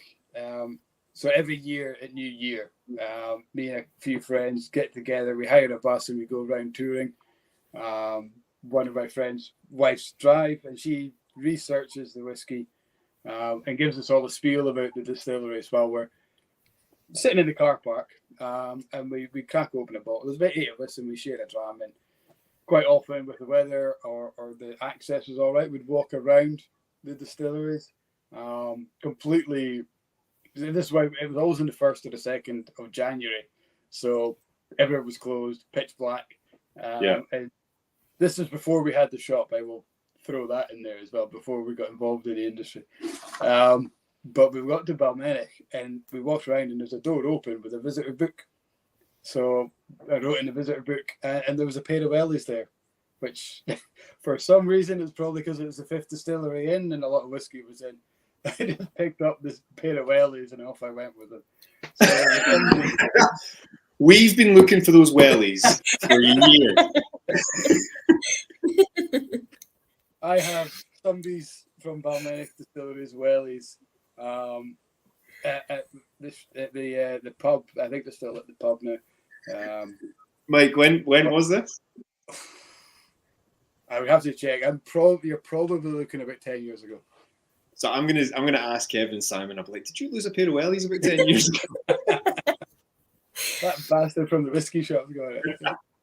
Imagine somebody coming out though, wanting to go to their car. It's January, it's wet and snowy, and they can't find their wellies. Probably just waiting for a pee, but yeah. You know what? I'll invite you to Balmenic just so you can return them. Return the wellies. That's brilliant. That's a great story. Yeah. But we used to just walk around, and obviously if somebody came up and told us to shoot, we shoot. But actually one of our best stories from that, better than the wellies, was AnCnoc. We parked up in the car park. We were having a dram. We stayed in the bus, and then somebody came out to the distillery, walked over, and we thought, oh, there we go. We're going to get told to scoot off. But I'm sure his name was Alec or Ali. Ali. Could have been the assistant manager at Glasses. No, it wasn't Ali. I know Ali, but little guy, quite broad, dark hair. And I met him at a tour about a year ago, actually, afterwards, and he remembered it, but he actually took us in, and he knocked on the door and said, what are you doing? And we said, we're just having a dram, we're doing a wee tour. And he said, do you want to come in and see the place? So we're like, oh my God, this is amazing. So that was my first tour of AnCnoc. And that's resonated with me. It's really pulled that affinity to the place with me. Just how open he was. He said, come in, did a tour, did a taste, poured him a wee dram and stuff, and it was such a brilliant experience. Not very many places will do that. It's normally a go away kind of. Yeah. No, you turn up unannounced with a group of guys in a a couple of bottles of whiskey. Gordon and the team are really good for that. It's one of those things where I say to people, and they're like, "Have you got a visitor centre?" I'm like, technically no. We've got there's a cupboard with whiskey bottles in it and a card machine if you are wanting to buy. But if someone's there and available, they'll happily take you around. They really will. If they're available and they've got the time to do it, they're more than happy to show you around because they love that distillery. They'll take a bullet for that distillery. Absolutely, yeah. Russell's got a great question here just before we kind of wrap up. Who would you like to see on the Blether? Running. Yeah. I might have some backtracking to do before I get that to happen. We'll just omit this episode before we show. Before we do the go and view some other Blethers just so you get a feel for it. Well, could they censor this one? Who to see? I mean, let's put it in a more personal context. Who, if you could meet anyone in the industry, past or present, who would you like to sit down and have a Blether with? Oh, all right. Putting that in the cards. Past or present? That's quite a tough one, actually. There is one. Sorry, I'm trying to look for this. There's a guy. What was his name? John. What was his name? John Breckenridge. He was a excise officer. But he wrote apparently, and if anyone knows this, I'd really love to find it because I've not been able to find it. He wrote a series of a diary that he actually published, and he was an excise officer that operated in and around Speyside, and he had taught his dog how to attack ponies that were carrying casks. But he was one of the most successful excise officers in that region while promoting legal distillation in the area. Okay. So it was, what was it? Breckenridge. If anyone knows of those diary inserts in a library, let me know. But that would, I've been desperate to read them. But who I think is a fantastic conversationalist is Sandy Hislop. His knowledge is as deep as it goes. He's a fantastic and a great conversation as well. But he's very energetic, very enthusiastic, and has just finished 40 years in the industry. Yeah. So he'd be a good one, I think. Awesome. Kat, how about yourself? Just while we're on that topic. My God, I don't know. I'm not used to people asking me questions on this. Who did we get on the Blether? Past or present? We're not going to do a séance or anything to try and get them on. But do they have to be whiskey related? I mean, it's not Harrison Ford. We can maybe get him on. I'm not ruling out anybody. I can be very persuasive. One of my favourite people in history is Mary Queen of Scots, and I'm sure she'd have liked to dram. If I get her on, I'd be made up. But I don't know. I need to think about that a bit more. You can't just ask me a question like that and not I like to prepare. I like to take notes. I like to think things through. As soon as I asked it to Stuart, I thought Bessie Williamson. I would have loved to chat to her. Oh yes. She was the first one that came into mind, thinking of what she did for the industry in the time where kind of women were poo-pooed on within the industry, I suppose. Absolutely. Yeah. I think she'd be a character. Apparently she was a real character as well. She'd be good. Do you know who else would be interesting? I'd love to speak to William Teacher because I love the Teacher's story. I love the everything, the whole brand is just, they were just such shrewd businessmen. But I'd love to speak to him as well. We should do the Blether séance. Was it William McCoy? Remember William McCoy, the real McCoy that used to ship stuff from the UK into America? Right. Yeah, where we get the real McCoy. That's where we get the real McCoy from. Was he Canadian, I think? Was he Canadian? I think he was Canadian. I think we shipped to him in Canada and he moved it into America. That'd be a cool one.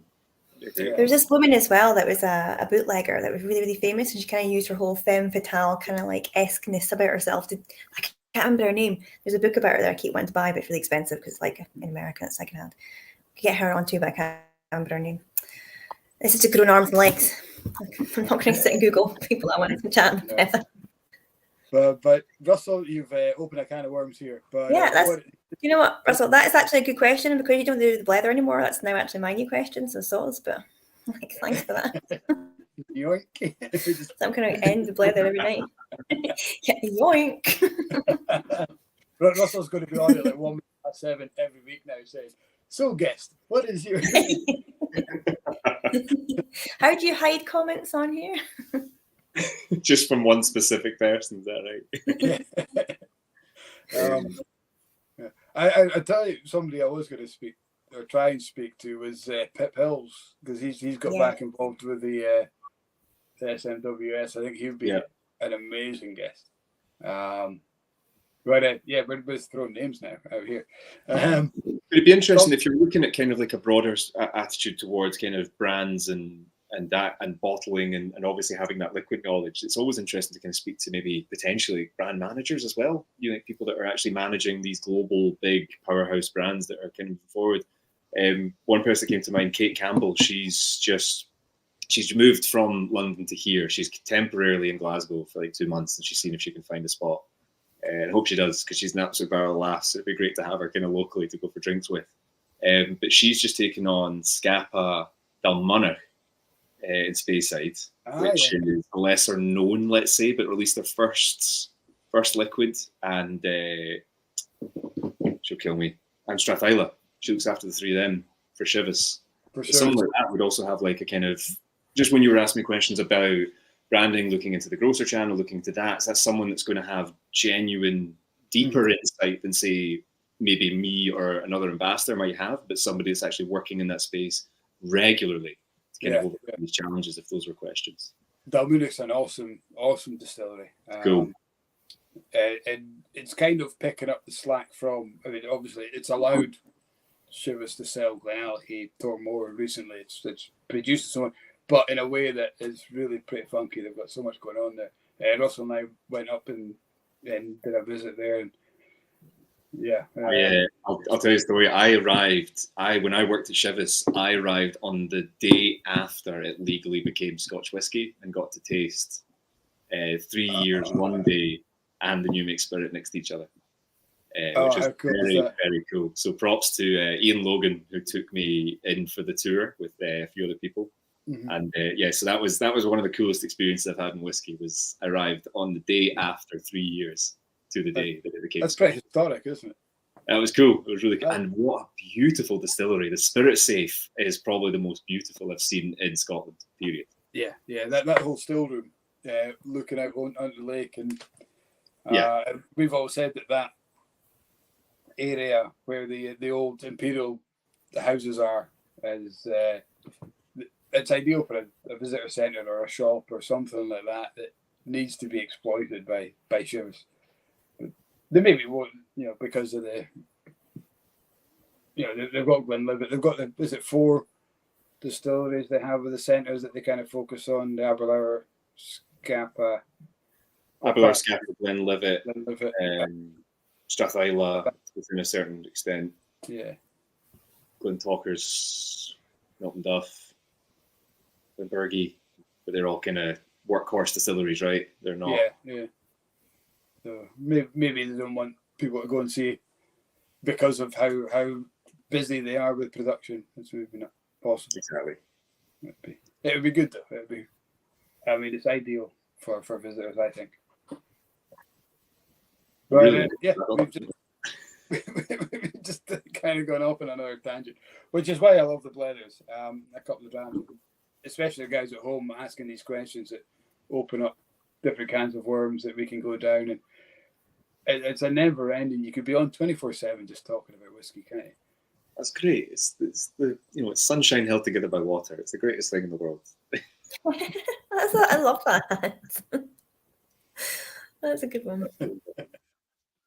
But guys, let's call it. We'll hit the 2-hour mark by the end of this. So. Thank you so much for hanging around, watching us, listening to us, asking the questions, sharing your stories. It's been fantastic. Stuart, a amazing to have you on, and thank you so much for giving up your time. It's been absolutely amazing. In the interim, guys, have a think about who you'd love to see on the Blether. There's two that Dominic has just put on YouTube, Charlie McLean and Rachel Barry. We've had both of these guys on. We have, and I'm chatting to Rachel just now about maybe getting Rachel and Kirsten together to come on to talk about the relaunch of Glenglassaugh. So that could be happening soon, Dominic. Nice. You know, that's better than Calvados matured AnCnoc or Not happening. Right, thank you so much, Juliet. Thanks for sticking around and watching us. Jeremy, Ben, Dominic, Russell, thanks for popping on. It's been absolutely fantastic having you all on. Nice to see you, Russell. We're not seeing him, Cap. He's listening to you. We're reading. Nice to read you, Russell. Nice. Bit weird. Oh man, this is what a day on the tour does to you. Stuart, all the best with the launch of the visitor centres and the brand. I really hope that we get up there quite regular. We're up in Speyside a lot with the tours, so Speyburn will definitely be one. We'll have to arrange a private tour so that we can get a feel for the place so we can promote it right. 100%. I'll take you around. That's also on camera recorded. So I know. And no expenses mentioned either. So. Cheers, guys. Thank you so much. Cheers, all.